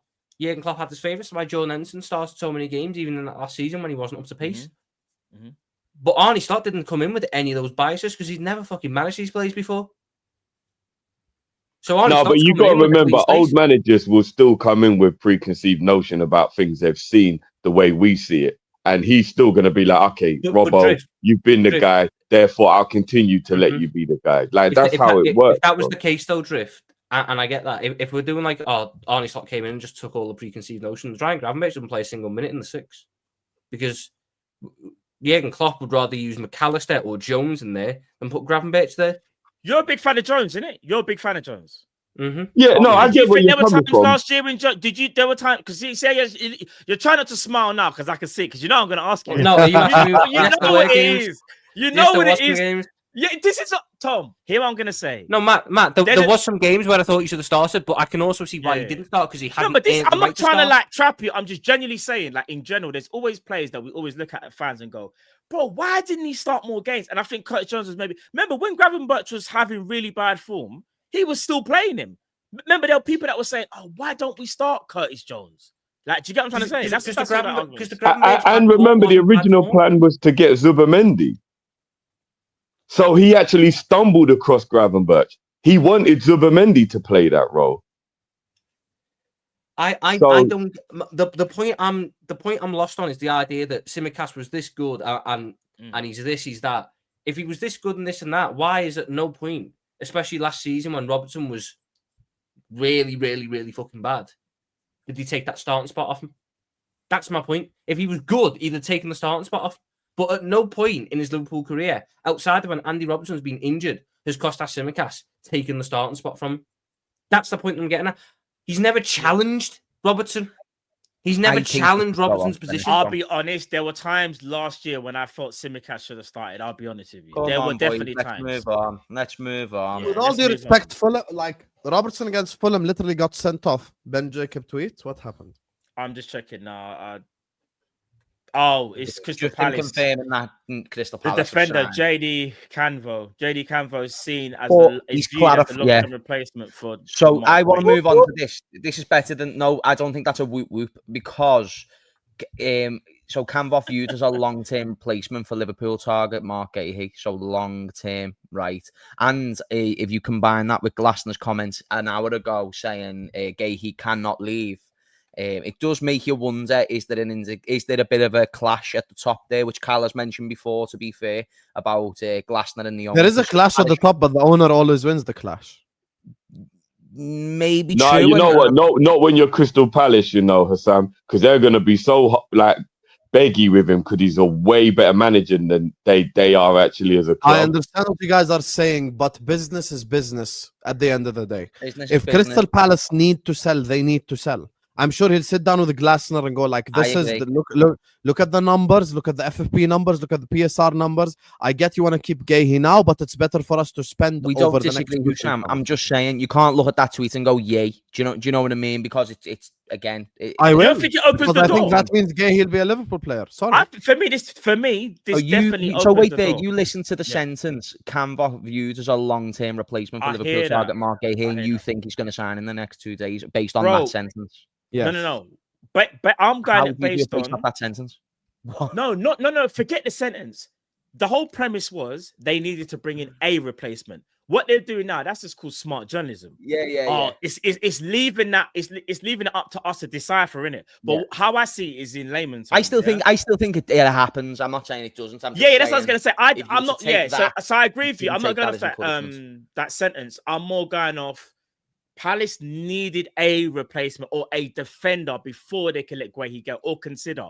If they didn't bring in this defender, there's no way Guehi leaves, in my opinion. So that's why. By the way, Matt, did you do the player ratings on Monday? Yeah. What player rating did you give Curtis Jones? He was either a 4 or 5. Oh my god! Yeah, 4 or 5. I gave him a 6. I think Wait, it was 4 or 5. What's this? Jones against Newcastle? How'd you get Curtis Jones a 4? Bro! He was so important for what we done. Nah, stop it. Stop. What? Stop. Curtis Jones was our best midfielder on the day. You're going mad. What? Are you crazy? Curtis Jones was our best Better than Gravenberch. Get out. No, yes, he was better than Gravenberch. Sam, see what you've done there. You're going mad. How on earth was Curtis Jones better than Gravenberch? Man, he's the only one who sustained the ball for us. We were losing the ball when Gravenberch was getting it. Curtis Jones. wait there. Curtis Jones won every single one of his duels on the day, and he was the only one who retained the ball and was able to beat the press. Just because you win your duels, they're not always in the midfield centre circle. Let's get that Matt, one no thing one straight. else was winning duels, wait there. No one else was winning duels. Hold on. Did you not see what Gravenberch was doing? Oh my God, mad. Yeah, Gravenberch won 2 out of 7. Curtis Jones won 7 out of 7. Oh, so it's a stats. I hear it now. No, the stats are backing up what I saw. Bro, I'm sorry. Use your eyes, yeah. No one can't tell me. There were times in the game. Let me land. There were times in the game where there was a gaping hole, and Gravenberch was the one that was having to do a lot of covering because Curtis Jones was nowhere to be seen. What are we? I shouldn't have let you land because you've just crashed. You know what I mean? I've just let you crash by letting you land. Bro, you man just love off Curtis Jones no matter what he does, and I hear it. No, I hear it. You don't love it. I hear it. Same to you. I do no wrong. Curtis Jones can't do no wrong. I could say you just hate Curtis Jones. I'm not going to say that. No, I don't. How do I hate Curtis Jones? Wait there. I don't think Curtis Jones was the best midfielder. Is that me saying he's rubbish? Did I not even speak about Curtis Jones earlier on when I said weren't there times last season when Curtis Jones potentially could have played? What are we doing here? Curtis Jones was the only lad on the day who actually had a bit of bottle about him and would go toe-to-toe with that midfield. All right, cool. And in that spell, that 20-minute spell where we actually put them to the Sam, you're nasty, a bit. When we put them to the sword, I didn't do anything. I from minute 30. From minute 30 to minute 50. That was my departing gift to the stream. You get me? Just giving you guys free content. Nah, Sam, I'm gonna listen to this argument after. I do have to go now, though. So appreciate you guys. I do have to go. I'm sorry. I'm just on TV in a bit. So yeah, big up to you guys. Yeah, big up to you guys. Big up himself. You know what you done. Look what you've caused us, Sam. You know exactly what you've done. I just asked the question, you shithouse. You're the one that's deep throating the mic. Peace out. Fuck yeah, no. From minute 30, this show is from too minute toxic. 30 to minute 50, he was our best player. This show is more toxic than bloody Housewives of Atlanta. Listen, there's over nearly 1,500 people in the chat. How many likes are we on? Let me see. Hold on. Let me see. Surely we got to be on 700 likes at least. Surely, right? Off at least. Well, only 574 likes. That's it. And there's nearly 1,500 people. Nah, chat. Come on. Hold on a minute. I need to go see all your player ratings from that day. Hey guys, what? People in the chat are saying that Sky Sports are reporting we put in a bid for Gahey. Is it? I'm not seeing. Somebody check that quickly. I'm on Twitter now. No one. I can't see anyone report it. Has anyone got a link or something or? Nah. I know that's the chat was saying. Come on, chat, man. Louder in the live, man. Yeah, I hate when people do that, because you start thinking something happened in that the chat are just trying to just. Oh no! I've just seen your play ratings from that day. You put Florian Wirtz ahead of Curtis Jones.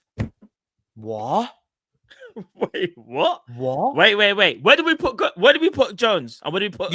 You put Curtis Jones in the 2 to 4 poor category. You put Florian Wirtz in the 5.5 average. That's an agenda that Matt. That's I would have done. Do you know what I would have done? If I'm being honest, I would. No, wait there. I went back and watched that game the other day. I would swap them. That's me being honest. Because I went back and watched the game in its totality. I would definitely swap that one. Looking back at the game. So what you thought was? No. So here's what I'm going to say. No. Here's what I'm saying. That's what you just said. You just said that. No, just let me land. Curtis Jones, I will put as average. That's just me personally. And I'll put Florian Wirtz as poor. That's what I would do. Where the fuck did you put Gravenberch? I need to see where you put Gravenberch here. Bro, go look. Use your eyes, bro. Instead of looking for stats, use your blasted eyes. Oh, you put Gravenberch at a 7.5 and you want to put Curtis Jones at a 5. Did you not sit? Hold on a minute. Wait there. Do goals, because you love stats. I know you love stats, right? Do goals mean something to you? Yes or no? Just quick question. Goals are important. Who scored the first flipping goal of the game? That's not to do Who with the broke the performance. deadlock? Oh my god. Who was the Oh guy? my I'm God. sorry. What You're are a we gaslighter. doing You're here? a gaslighter, man. You spend a Oh lot of time my with God. Hussam. No. You spend a lot of time with James. James. Wow. Let's Wow. let's back. You don't love stats, but when I bring up a stat, you don't like it. I'm Oh my God. gaslighting. You mentioned the goal. He mentioned relevant midfield all-round performance. Let's- I never let's goal. back. Oh my Let's God. Have I not corrected myself? Wait. Did I not correct myself and say You I would didn't. say No, Curtis you Jones put him wasn't in a- poor. He was average. You people say I've got an agenda. No, Go because you've look now at what I put- gave you've now Ibra. I put said him in the Ibra was same- shit. No, because And you've now Ibra- put him in the same category as Kirkers. He was better than Kirkers. Milos Kirkers made an error leading to a goal. Okay.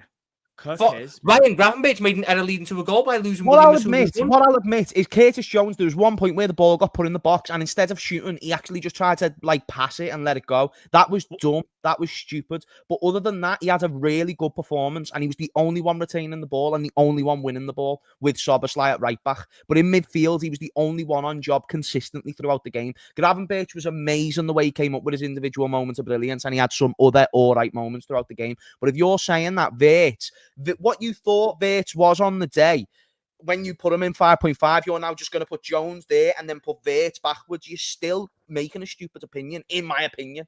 I think that is ludicrous. Ludicrous. He was the only one who gave us a shot at actually competing with Newcastle on the day. Because of the way people fall in love with the terminology.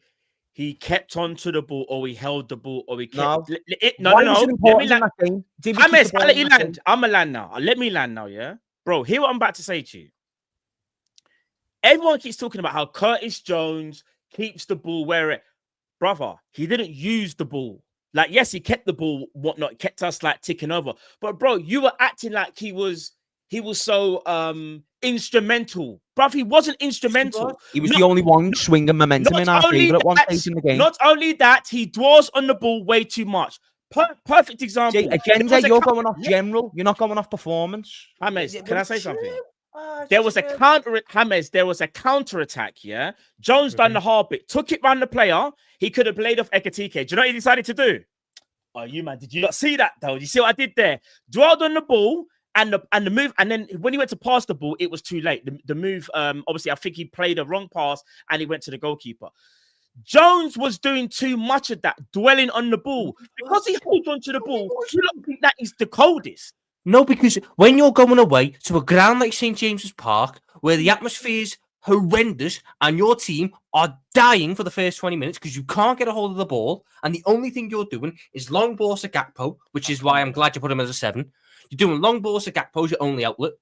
Curtis Jones was the only one getting on the ball, holding the ball, playing it back, recycling it, and quieting the crowd down.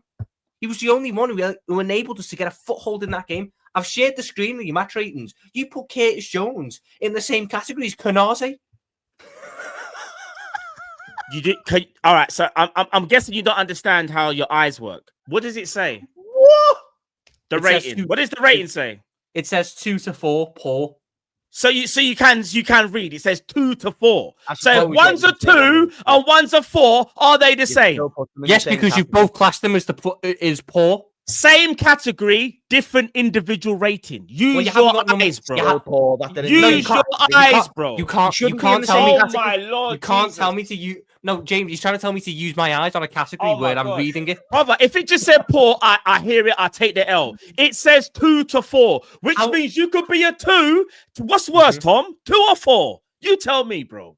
How am I supposed to know? What is better, 2 or 4, bro? How am I supposed to know who was 2 and who was 4? Because they've not got numbers next to them. I can only go by. They're all grouped in the same category of poor.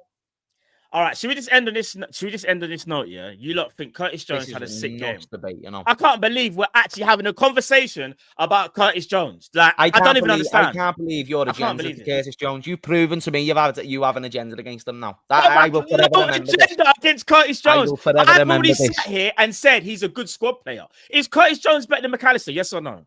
Who said that? No, I'm just asking a genuine question. Nothing to do with what we're saying, though. I get what I'm trying to prove to you that there's no agenda. I rate Curtis Jones. I just don't think he's better. And if he has a good game, I'll give him praise, bro. When Curtis Jones has a good game, I'll give him praise. You look just see him. You look just see him in a different light. That's all it is. Wait there, boys. We're all victims of Hussam's rage bait right now, and we're all acting off it. What are we Yeah, I doing? know. We can't let him win. Hassan We can't actually let- did that and left. And he's ditched us for a TV show I to be a know. celebrity. This is what I'm He's saying. We already got to stop forgot this, about it. bro. I'm not gonna lie. We need to get Boys. Hassan back for this. Boys, let's shake hands. You know what I mean? Let's call it there. I think. You know what I'm saying? I think it's this. 100%. This is what we should be doing. This is crazy, bro. Like, there's Man, no I need an agendas. apology. I need an apology. Tom, How you're can you going put mad. Curtis Tom, Jones come on, there? let it go. Tom, It's you're not going Jeremy mad. Kyle, Tom. Curtis Tom, Jones you're going there. mad. You're going mad. You're going mad. You can't put an apology for what? For putting Curtis Jones in the same category as Konate off that game. That is poor. That is poor. For putting him below Florian Wirtz and You could Kirkes. just say sorry and we can move on from this, Matt. You could just do that. James, Brother, James. I ain't I saying mean, shit. no I'll be honest, I offense ain't to you, saying James. shit. You I put ain't saying Curtis shit. Jones below Chiesa.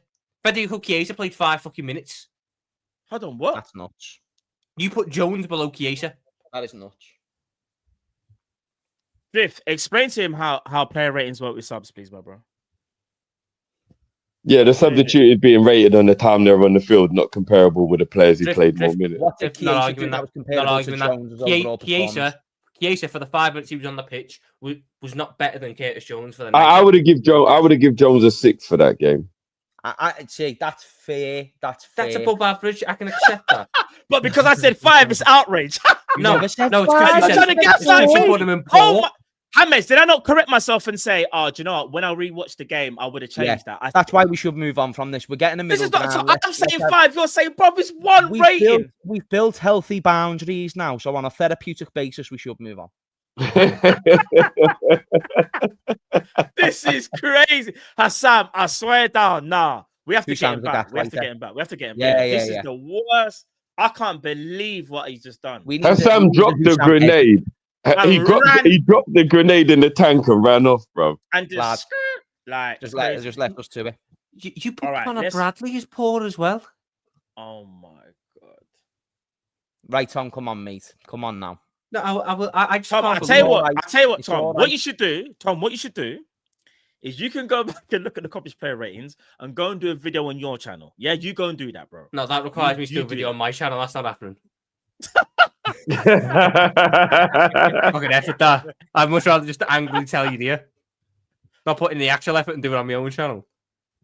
Brother, we can't got to believe- move on I with the can't show. I believe remember you I said put I'm not multiple trying to people keep you in the guys for too scenario. long. You know, we got to move on, no, Tom. All jokes aside, Healthy we gotta move on, boundaries. move on. Healthy Yeah, boundaries. big up. Right, Big up. But listen, we'll do this. We'll talk about this another time. All right, just quickly though. Harvey Elliott.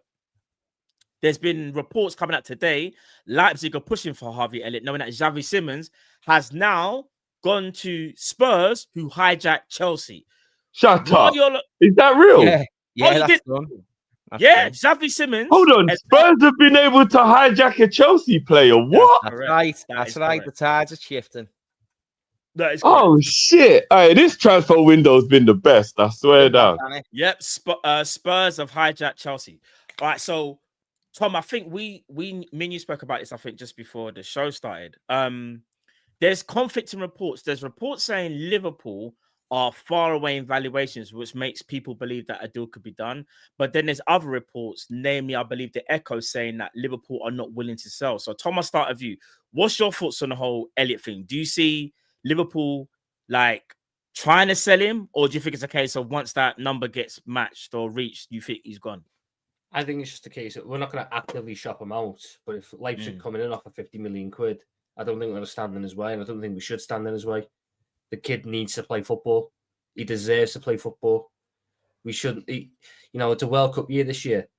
I can't think of many better attacking midfielders England have got than Harvey Elliott. He deserves a chance to showcase why Cole he's in Palmer, that squad. Morgan Rogers, just a few. Cole Palmer. What, the same fellow with 1 goal? Oh, Come on. Tom, come on, mate. You know who's No, getting Tom, called. we can't do this. We can't. But no, I think I don't want to stand in his way. He was very gracious about it last season in terms of the limited game time. He'd accept it again this year, even though we shouldn't do. I don't want us to stand in his way. We've got the attacking options now, and Rio showed that he can be relied on, despite what certain people who aren't here on the channel told me otherwise. Chiesa seemingly being able to be relied on now. Obviously, we're hoping that Isak gets through the door. If that's the case, that's 6 attackers. So Elliott would be 7th choice attacker. He'd be 3rd choice attacking midfielder. He deserves better than that. I've got too much love for Harvey Elliott to want to keep him. because he deserves to be playing week in, week out. And I think Leipzig would be a agree with you, fantastic Tom. platform. I'd want us to have a buyback option.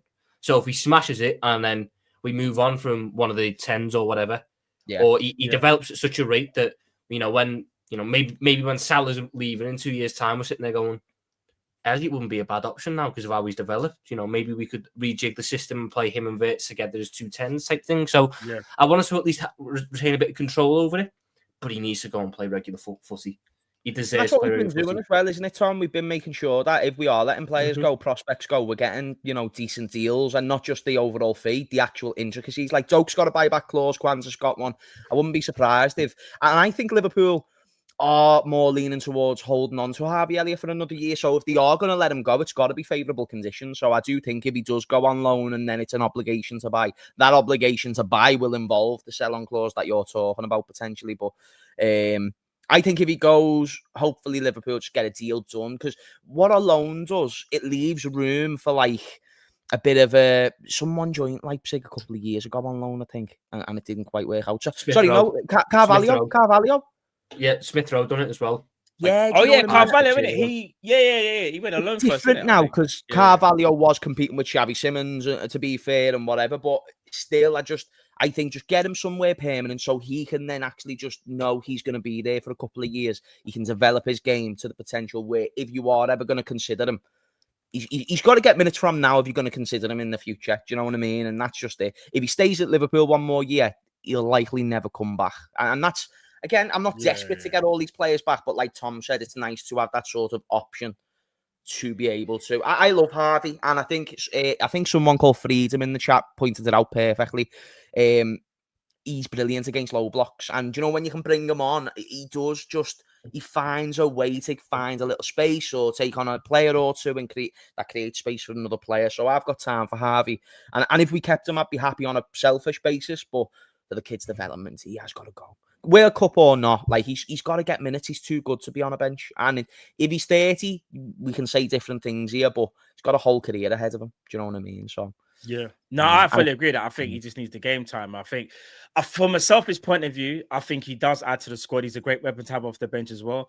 But I just think for him now, I think I said this to Drift towards the end of last season. I said Curtis Jones can hold his head up high, knowing that he got involved in a title race and was, we can say integral or not, but Curtis Jones played his part in Liverpool winning the Premier League. He was one of the midfielders. I think he was the third most used midfielder alongside McAllister and Gravenberch. Obviously, he's got Soboslai as well, but if you're going to put him in a 10, cool. Curtis Jones can stand there and go, look at me, like I helped win. Harvey Elliott's going to look at his brethren that he's kind of grew with over the last how many years and gone, bro, I don't feel the same way. Like, I don't feel like I was involved in us winning that. Do you know what I mean? He was kind of above Curtis with Klopp as well, weren't he? He was kind of considered above him. So that's what I mean. And this is why when I say Curtis Jones for me is part of Liverpool's squad, innit? Harvey Elliott's always kind of been a little bit on the periphery. Like he's never really, in my opinion, he should really under Arnie's thought, especially under Arnie. And again, I think it's injuries, timing. When he got that injury, was it towards the end? Was it last season? Yeah, at the start of last season. He got injured in August. That was bro, the timing was bad again. So that's why, listen, I hope he stays, but I also understand that he might want to leave for his own development. What are you saying about this, Drift? I love Elliot. That's my guy, man. He's living all of our dream as well, which is something that I also feel really bad for him. I want him to stay, but I agree with you guys that him moving on is probably better for his career. Letting him go on loan with an option to a buy or an obligation to buy, maybe what happens. I was starting to believe that he might be going to Tottenham. When they lost that on Eze, because I didn't know they were going to be able to hijack this Simmons thing, I thought he was going Chelsea, but I'm guessing Garnacho going Chelsea means that they've now been able to execute the Simmons deal. I personally would I'd keep him, but I agree with you guys that for his career and him to play week in, week out and prove he's as good as what we think or what we know he is, then he probably does have to go. I'll be disappointed to watch him go, though. I will. I like Harvey. He's a good option off the bench. He's always performed whenever we've needed him. He's never let us down. I like and he's a top talent. I like Harvey.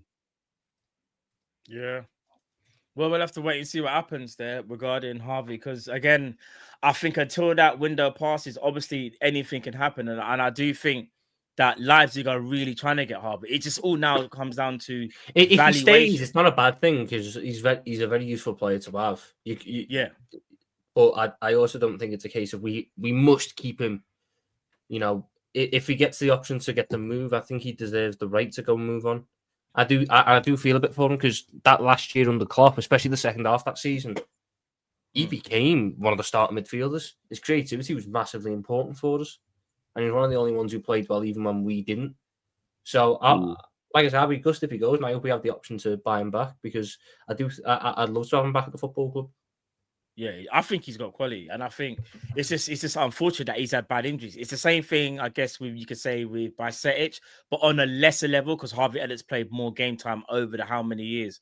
Do you know what I'm saying? But Bajcetic, people are always shocked when I tell you how many games Harvey Elliott played for us. He's played quite a few games, you know. Harvey Elliott for Liverpool has played 140 times. Yeah, that's what I was gonna say. You'll be quite 149 times. Yeah, people will be shocked at that stat. I can't lie. Just Harvey's a good player, man. Harvey's a good player. You know, he's actually a match winner.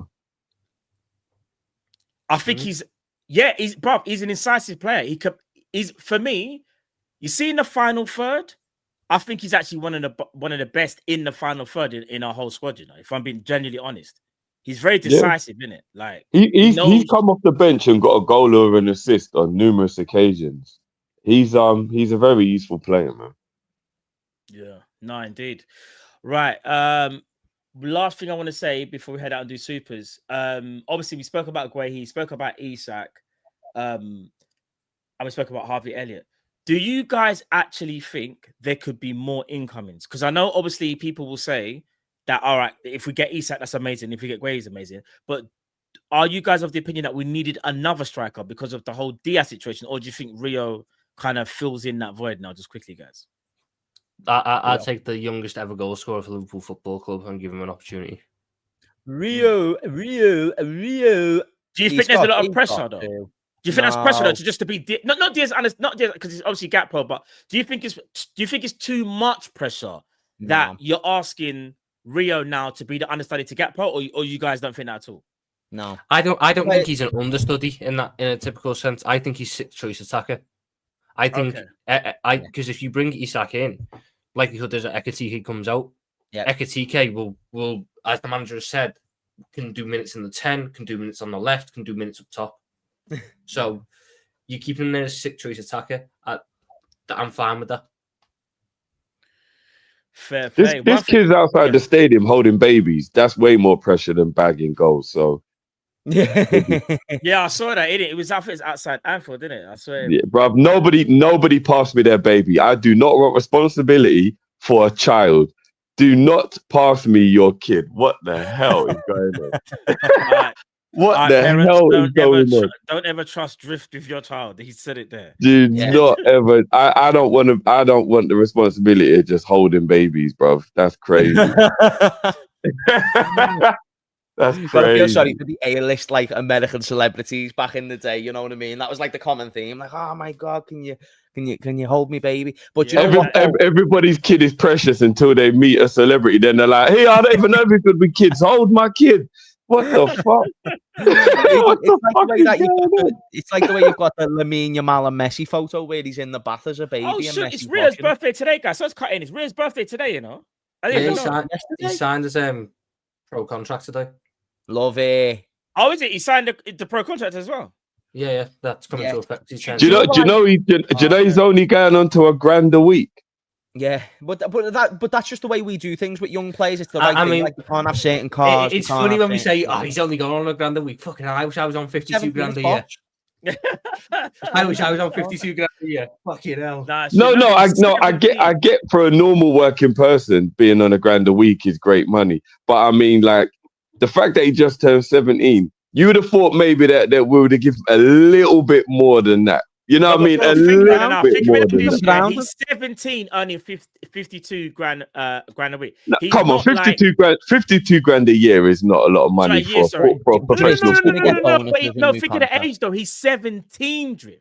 Yeah, but your Miles 17 and your Miles probably, I know they're in different phases of their career, but your Miles probably on like 150 grand a week. And look at him getting all on social medias, doing private parties. Let's keep Rio safe, man. Come on, I'm let's not gonna do lie. this. No, guys. I'm not saying give him the bag. I'm saying maybe he should have just been on maybe like 2 or 3 grand a week. I think 1 grand might be a little bit low. That's all I'm saying. People are saying it might even be a bit more as well. You know? Drift, but now what you got to understand is this is just this was signed when he's joined from Chelsea, so this was always going to be the first one. You'll get a contract again within the next 2 years, which probably it's like 5k. Yeah, but this is just your first professional contract is like it's got to be done type basis. Yeah, fair enough. Plus, he's earning more than 3 times what he was. He was on 300 quid a week. Yeah, it's only on 300 quid a week. Yeah. This is what I'm saying. He's tripled his wage already. Spare time. I can't. But then also you've got to factor in bonuses, the way Liverpool would have sorted him and his family out. Yeah, like these are all factors. You know what I mean? It's not when you're that age. Like that's just the way life works. Like you get gifted certain stuff. His family might have got gifted a car if they didn't have one, or if they wanted a better one. Do you know what I mean? Like yeah. You're right. Maybe we might like buy him a flat or something so he can live on his own, get a bit of independence. Yeah. I get it. And he's got an Adidas sponsor. I'm sure there'll be some heavily incentivized stuff there as well. Now that we're sponsored by Adidas as well, he's going to be one of the marquee, probably people like little stars going. You know what I mean? So I think he's all right. He'll probably be on 100 grand by the time he's 18. By the way, I think he's that good. Maybe I think he's that good. Bro, of a player. I think Rio's going to be absolutely insane. You know that? That's what I'm saying. So like maybe not 18, but like 19, 20. It wouldn't surprise me if he was on that much. It's just right now. This is the natural progression we do for all youngsters. And I've said with me and Jamie were speaking about this last night actually, and just before we go, like I'd like to get your things on this. He was saying, how amazing would it be if Isak was unveiled at Anfield, and I was like, I just don't think that's what Liverpool do. When have Liverpool ever done that? They've done the pictures with the managers, but they've never done it like before a game, and we've just never put that much sort of highlight on a new signing because we don't need to prioritize a big name coming in because we don't. It's like, you know, you're a part of the furniture now. If you're a good player, you're coming in, you're a part of the furniture, you're nothing special. And I think for the young players, we've done the same sort of precedent. Like, you get the youth contract first, and that's going to be, very low in comparison to the first team wages. And rightly so. And instead of rushing these players in, even the way we have rules on what cars players have, people might say that's a bit too much, but I agree with it. Why are you getting flashy cars and stuff like that? It's not a priority. Your priority should be your career. Do you know what I mean? And as time goes by, as you get up the rankings, then naturally those perks elevate and they elevate and they elevate. So I like the fact do you know what, Hammers? I agree with everything you just said. The only reason why I would like us to do it is because I just think it extra shits on Arsenal and puts some pressure on them before kickoff. If we bring Isak out and parade him around Anfield before kickoff, the way the crowd will be buzzing and everything would just, you know what I mean? Like, it'll just add to it all. It'd be a nice time. I want him at the game. I don't know whether I want the whole, look who's walking out the tunnel now. No. So I actually wouldn't like that. I wouldn't like that. If he's at the game, like what Van Dijk done or what Leone done, where they're at the game. Photos at the ground. Yeah, I mean, I hear it. Because we've got to bear in mind as well, he is on loan from Arsenal because they think he's their player for the past 2 years. So we've kind of respect for the parent club here. Don't have flown. By the way, guys, I know, because we said about the whole Adidas sponsorship thing with Rio or whatever. I can't get over just how much we just have the best kit this season by far. It's boss, isn't it? It's not even a comparison with anyone else. How much better our kit is, bro. When does that third green kit come Liverpool out? Fans in it as well, innit? Like, do you know when you see a Liverpool fan, like you walk past the Liverpool fan with the kit on, I just think you look boss. Like, yeah. Like immediately, it's crazy how beautiful this season's kit is. It's because Liverpool and Adidas just works. Yeah. No, facts, it does. It's heritage, isn't it? That's our sponsor. We've never been a Nike club. We've never been a Nike club. Yeah. It was like when we was with Nike, they don't know. Nike done some. There were some good jerseys, like there were some good ones, but they never really like this though. And this is Adidas's first kit, This is their first ones for how many years? Like they just, bro. You see that third kit? Nah. If you know about when does that third kit get launched? Does anyone know? By the way, no idea. The green one. September. It'll be like a September job, bro. That one is going to sell out like hotcakes. That one's going to be mad. And it's the long sleeve. It's the long sleeve as well. I'm not even gonna lie. It's guys, it's too much. Yeah. It's too much. I know he's man. not had a good start, but how good does Virch look in a long sleeve Liverpool shirt, by the way? Like, it just suits him. Do you know what I mean? Like, Yeah. Even Salah looks balling with it, you know what I Yeah. mean? So I'm a big fan. Big fan. Come on. Just quickly, there's a quick update from Lee Ryder, from the Chronicle. He says Nick Walder made medical completed, incoming 69 million man going through usual formalities, including club media this afternoon. Magpies looking at further additions to sign another striker, and Eddie Howe did not rule out other positions earlier as well. And last thing is Alexander Isak waits for the green light on exit. So that's from the Chronicle, innit? So obviously, you know where that's literally stems from the club, innit? Yeah. So they know what's about to happen. When it says waiting for that green light is gonna be there. You're just basically saying it might be today, it might be tomorrow. So no, it's the comments making me laugh because I'm just remembering being at school. Yeah, most people got their nickname was their surname, right? Well, that's how my school worked, and I'm just imagining going to school with a brother called Ryder. Yeah, yeah, it's crazy. I can't lie. It's a bit mad still. It's a bit mad. But anyways. My days. Big him up. All right, let's read out the supers and we're going to head out of here, guys. Big up Nino. He says, Matt Miss Punity trended on Don Hassam. Oh, yeah, because they're calling me Matt and Buemo, innit? Yeah, I forgot. Yeah. That one, innit? Big up Laura Joes. Anfield Sector said Crystal Palace want 2 center. Oh, do you know what? I'm not even getting into that whole how many replacements. All I know is don't care. Yeah, just they've got their centre back. I'm expecting Guehi by Monday. That's what I'm expecting. Big up MK Musi. He says, have you seen my son James on YouTube? He said, if you answer balls, she should be your uncle, but she doesn't, so she's not. You get what I'm saying? I have to just make sure I proofread that just in case it was something a bit crazy. But yeah, that's it. Have I missed something there? So you know before when Hassan was going, his mum, now that his mum's seen him on the telly. Oh yeah. Oh, my mum was going around town, showing everyone. Yeah. Have you seen our James? It was that. Do you know what? That's the only thing about when you get the super chat later, you forget the concept. Yeah. This is what I'm saying. Class. That's class. That's my bad. I probably should have read at least half of them. So that's my bad. People should have read half, maybe half for the show. Big up tonight. Isak progress when Carl has been off. Just saying. I mean, listen, I don't believe in that cow curse crap. Like, we're getting Isak, so don't worry about that, guys. Vida says, any views on Trent not getting an England caller? Is this man going to win the Ballon d'Or or sitting home on the bench? Big up to my favorite Liverpool content creators, Sam, Matt, and James. Bless y'all. It's gonna be a good Ballon d'Or charge. This one. Ooh, I'm shaking. I'm shaking. Oh. You know what's going to be even more funny? That he's going to be benched for a 39-year-old when Real Madrid come to Anfield. No, we'll be injured. Actually, you might be right. I think he will try and avoid that game at all costs. At all costs, bro. Yeah, he's a fucking. But I thought but Ballon d'Or winners can deal with pressure. I don't know. Apparently but we've established that he's not going to. The Ballon d'Or we're not fucking thick, so he's not going to win a Ballon d'Or. I'm not going to lie, guys. I didn't realize I didn't know I had this sinister side to me. You know, I didn't know. Mate, like, I knew the moment he left us, I could go deep with it. Yeah, it's confirmed by Anfield Sector that Crystal Palace want more.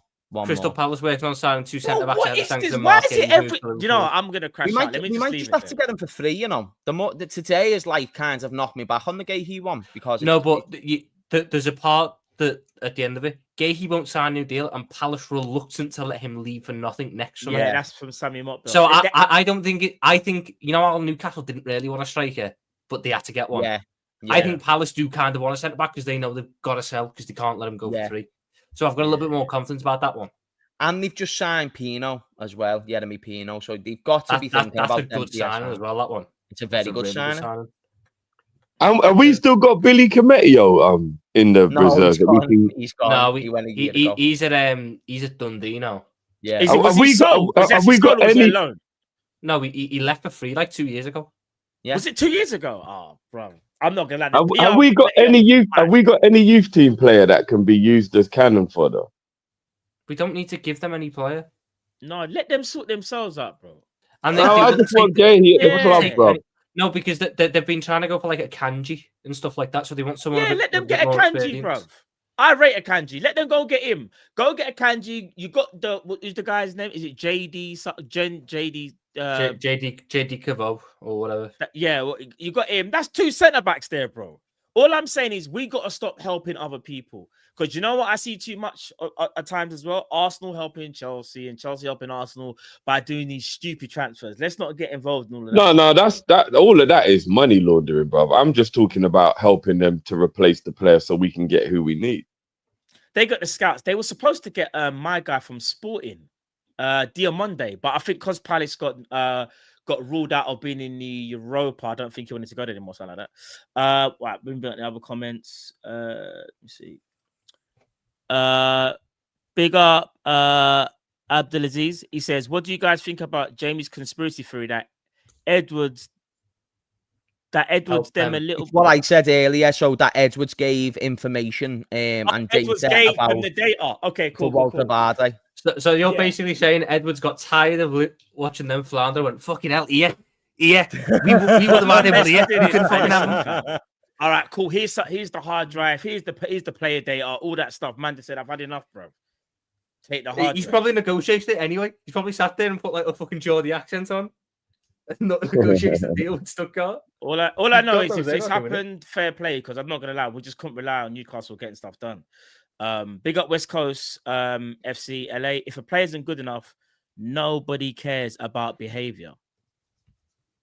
Yeah, I think this is what Henri was saying on Monday Night Football. Everyone's only asked about the way Isak's acted because Isak's a very good player.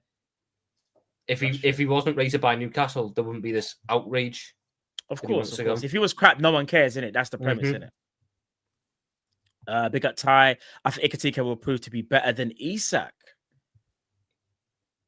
I'll say this. Just enjoy them both, man. Just enjoy them both. Tom, you don't get to say that because you were so against Ekatike. Don't let me. In fact, I'll leave it there. I wasn't against him. I wasn't against him. I just wanted Retegi guys more. Mate, I don't even know how he's doing, you know. He scored on a stadium. Big him up, though. Big up Retegi, wherever he is. Big up McGregor. The real story throughout has been about the power vacuum at Newcastle, executive incompetence, and the lack of ambition from PIF. Big Bad LFC and Isak have been used to cover up their mess up. Yeah, really. But I agree with that. Like we were saying before, and Hammers alluded to it as well. We haven't done anything wrong. It's more showing in broad daylight the amount of issues that's happening behind the scenes at Newcastle. It's all about them. It's not about us. They haven't got their house in order. That's the honest truth. You know what I'm saying? Hey boys, I've got to shoot, but it was a pleasure doing a show with you. Smash those likes before I leave, chat, all right, and I'll see you next week. Next week, my brother. Yeah, big up, bless up. We'll talk, my bro. Bless up, my G. Bless up, brother. Shout me anytime. Ta-da, chat. Big up. Big up, Hammers. Big up, sir. Even Liverpool pundits Carragher, Nickel play along to. Oh, what is that? I'm guessing the Isak, the drama, because as Carragher said, like I think he doesn't like the way how Isak's conducts himself and how Liverpool have or something like that. Yeah, whatever. He basically said because we've got Ekatike, who's a star player, he actually doesn't see the point in spending all this money on Isak. Oh, so he thinks that we should have one striker, basically. He just thinks that we should buy somebody to be more of an understudy to Ekatike because he will be the guy. And now what will happen to Ekatike if we buy Isak? That's what he said. I'll say this. Ekatike started off amazingly well. Having two absolute bad boys up front is only a positive thing. What I will say is you can readdress the situation. I'll probably say in 18 months' time. Let's say Ekatike is not getting hardly any game time now because Isak signed. That's when you have that type of conversation. But we are Liverpool Football Club. We can't just go and get Ekatike and then go and get a lesser striker, knowing that if there's a problem with Ekatike, we now have to rely on the lesser striker. Do you get what I'm trying to say? We don't want that. We don't want to have that situation. Look at PSG. Tom, you always speak about PSG. Look at all the players that they have. You take out one, there's another one there. Do you go take out Barcola? There's Dembele. Take out Dembele. There's Crabber. Take out Crabber. They've got 4 world-class forwards. This is what I'm saying. So yeah, I disagree. Barcola's not world class, Tom. Don't do that. No, but even if you don't think he's world, he played at a world-class level last season. He played at a he's a bit of a knob, but he played at a world-class level. They have options. That's the point. Is they have top quality options. Where Liverpool, a man's talking about and I understand what Carragher's saying, but I disagree with it though. Disagree. Big up Future. Smash the likes for the fellas. You gang of bums. Big up the panel. Big up Future. But do smash the like, people. You're not bums, by the way, chat. I just want to make that abundantly clear. You know what I'm saying? I don't agree with that part, but you could have smashed the like button. I'd really appreciate that. Big up Future Next has just become a member as well. Big up Vida again. When VVD and Salah signed new contracts, they said it's going to be a crazy summer. I bet they knew Isak was coming to Liverpool. Big up Drifty as well. Bless. Yeah, because he missed you out the first super chat. Big up Ali. 66 dropped for England. It's not going well, buddy. Yeah, I know. And for Carvajal as well. Carvajal with a reconstructed ACL. Yeah, I'm not going to lie. It's mad still. Big up West Coast FC. Kanai should stop watching anime, bro. Kanai should stop watching anime, bro, forgetting how to defend. He better not do silly stuff this weekend, man. I'm sick of gifting goals. To be fair, I will say this. Kanai has been bad. There's nothing wrong with anime. Not only that, I'm going to say this. The defense is not all on Kanate. We have to remember it's structure as well. I think there's other parts that I think are like Kirkes, for example, his positioning. Tom means one thing I'll give Tom credit for. When Tom watches a game like me, he will go back, rewatch the game and analyze and see certain things. Tom, I think you will agree with me wholeheartedly on this one. In regards to how we build up Tom from the back with the three, would you not say comfortable? Yes, and he's been used as part of a back three, like what Andy Robertson was doing last season. Am I right or am I wrong? Well, when the DM isn't in the back three, Kirkes has to stay back, and he struggles to understand when he's got to go and when he's got to stay. Yes. So he's making incorrect decisions on that. I do think, though, when we're looking at Kanate is just making too many individual errors. Individual mistakes, yes, I agree. That's what I was going to say. This crash out on Ibu as in like he's not good enough is actually pathetic. I can't believe there's Liverpool fans and rivals who are trying to now just run with this narrative because he's in poor form. Players are allowed to have poor form. It's actually diabolical for a player to play bad for a few games and then all of a sudden this narrative just starts running. He's not good enough. But with saying that, in that Newcastle game, I have actually never seen a worse individual performance for years. He was utter dog-ish. Like, if you go, you said you watched the game back, right, Matt? You would actually think that the whole time all Ibu was doing was thinking of something else. He was that bad. I don't actually know what he was doing. What was he doing in that game? The second goal was bad anyway, because you could see all the way from the start, when the moment that free kick's taken, you're seeing Ibu completely shaping up the wrong way. He's not shaped up at any point to challenge Dan Burn for that. Well, he goes to challenge the back neck pause of Dan Burn. He doesn't even go to challenge it though. He goes he's like Dan Burn, bro. He's trying to knock him off, which isn't going to work. But and you know, it comes off the back of his back, bro. The ball actually comes off his back. But the one that got me was in the first half. There was one point, where Ali had to make a save to. Like he loses the ball in midfield with a poor touch or a poor pass. He just and then and I was just watching him and I'm like, you look like a 5-year-old who's just been asked to join in and you don't even know what you're doing. Like, but he done one good thing, not one good thing, but obviously the headers and clearances. But for the build up, Tom, for the first goal, his pass was kind of key, because he got us up the field, And I think he played the pass to his part. Was it the first goal? No, you're talking about the winning goal. Sorry, the winner. I'm saying first goal. I meant the winner. If you remember he did play. Kind of commits, goes foot. We got one decent pass out of him in the game. You know what though? I will say this though. If you love stats, Tom, go look at his pass completion. That's all I'm gonna say, fam. But we move. I know we can never look at a centre back's pass completion, bro. Come on. No, them man there just passing it sideways and backwards. No, we can't do that, Drift, because Virgil don't do that. Let's not, Drift. We can't. Yeah, but that's a bit different. He's doing the majority of their passes Come on, are going to Virgil's be pinging safe. 60-yard diagonals. That's totally different, bro. No, I understand. And but remember, we played a lot of long. Bro, if you think Ibu didn't play a lot of long balls, just like Virgil. I mean, technically, Ibu Konate played 0 long balls according to the stats. There you go, He played bro. 0. I saw it with my own eyes, bro. Van Dijk attempted 7, completed 2. Just Ibu quickly. No, attempted I 0, think it has 0. to leave the ground to be classed as a long ball, man. All jokes aside, you're telling me Ibu didn't play one long ball? According to the stats, yeah. No, but Not do you in see the what I air. mean with stats, though? Do you see what I mean? Not in the air, man. I'm sure a long ball has to come off the ground. I don't think a pass along the floor. I think a long ball is like one that's 25 yards plus, and I don't think Ibu's were. Oh, okay. Maybe that. Okay, fair play. Yeah, fair play. All right, let's move on to the next comment. Bigger Ash, Matt gave Naby 8.5 on Monday, guys. Your guy mad, Ash. What the hell has Naby K got to this? Big at yourself, Ash, though. Big at selection. Just look at Grav's passing accuracy, amount of passes versus Jones. Jones was our best midfielder. Oh my gosh, on Monday, the day by distance only central midfielder who periodically was stemming the pressure by recycling the ball. Oh my god, I can't deal with this. I can't. I'm not going back into this debate again. If people think Jones is better, then fair play. Bigger Ayub. Jones was solid. Grav was a bit better. End it. Big up Herbs, man. He just gifted 10 gift. Oh, big up Herbs, man. He just gifted 10. Big up Herbs, man. Big up Herbs, man. That's enough love, my bros. Hey, Herbs, man, is a legend, you know. Matt, can you recall what stream it was where Drifty was saying that? Oh my gosh. The people just really want us to start fighting. Drift, did this happen? I think the season we signed Isak, the season when we signed him and Isak went Newcastle, yes, 3 years ago. What, Drift, no one cares about context, though.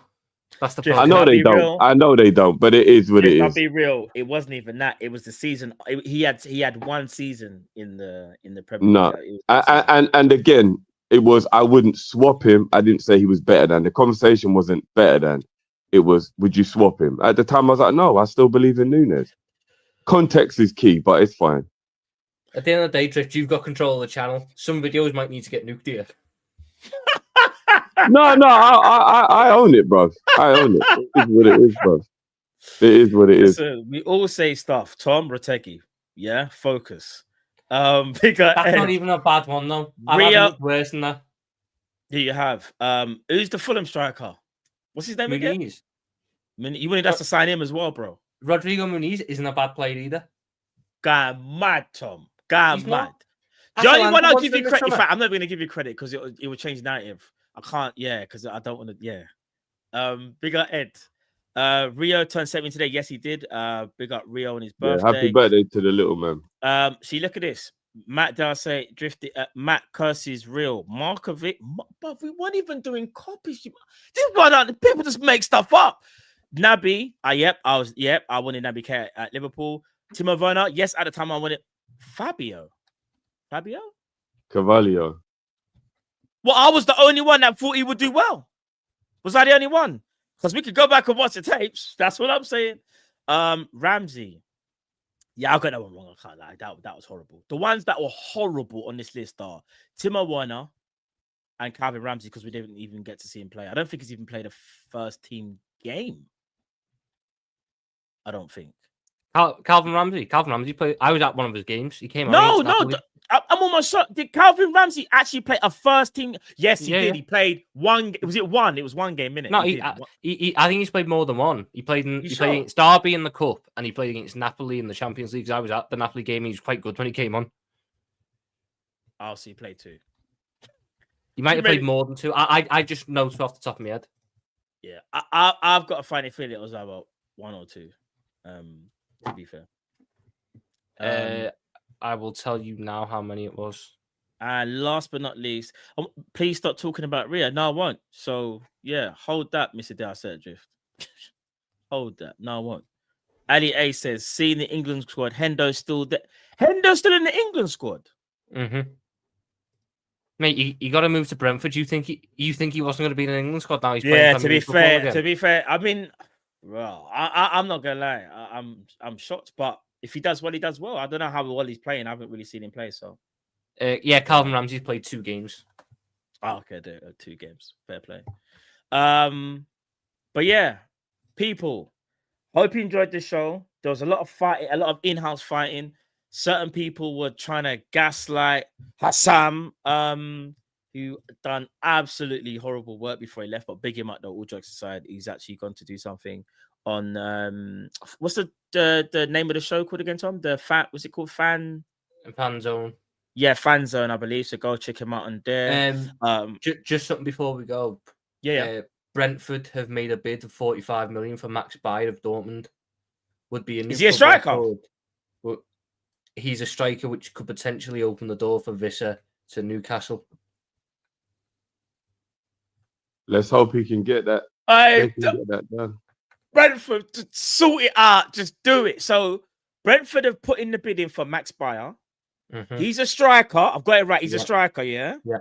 Obviously, Wisser's not training. Or no, to be fair, I think he did go back training, but he said he's not in the squad. He's training, but he won't play. Yeah. Listen, please, bro. Because you know what that means. If Newcastle get Wisser, even 95% chance we get Isak. Right now, it's at 90, in my opinion, but I think he goes to 95. So let's wait and see what happens. Someone said conflicted news. What conflicted? There's a what?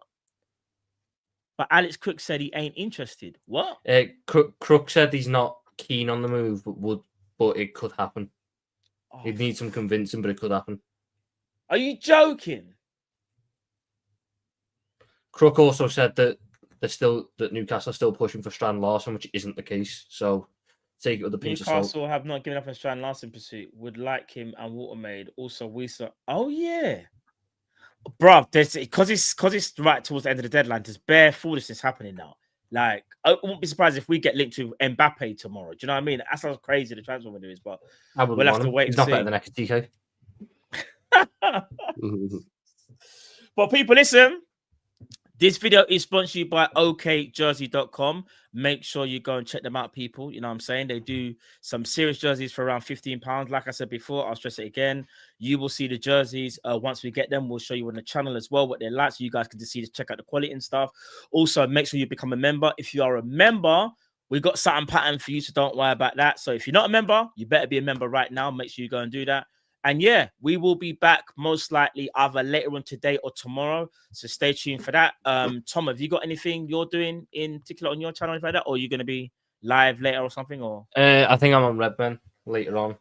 Like 6 Go on, 7 Tom. o'clock. Redman, yeah? All right then. Yeah, Red Cartel. So be there. Big up the Redman, big up the Red Cartel, big up Errol as well. I think Errol's a part, a big part of that. Part of that. Yeah. You might catch me there as well. So Tom, I'll see you later, bro.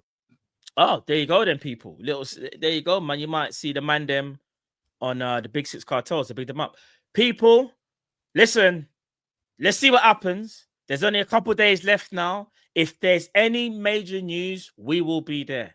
Yeah, we will be there. So make sure you tune in, keep it on notifications, and we're just waiting for this one, innit? We're just waiting for the okay. And then Isak should be released. Yeah? All right, then we move. But people, enough love. Take care. God bless. Kopish collab with Tom Little, Hassam, James Redmond, Drift. Cal will be back. Should be Sunday. People, take care. God bless. Enough love. Peace.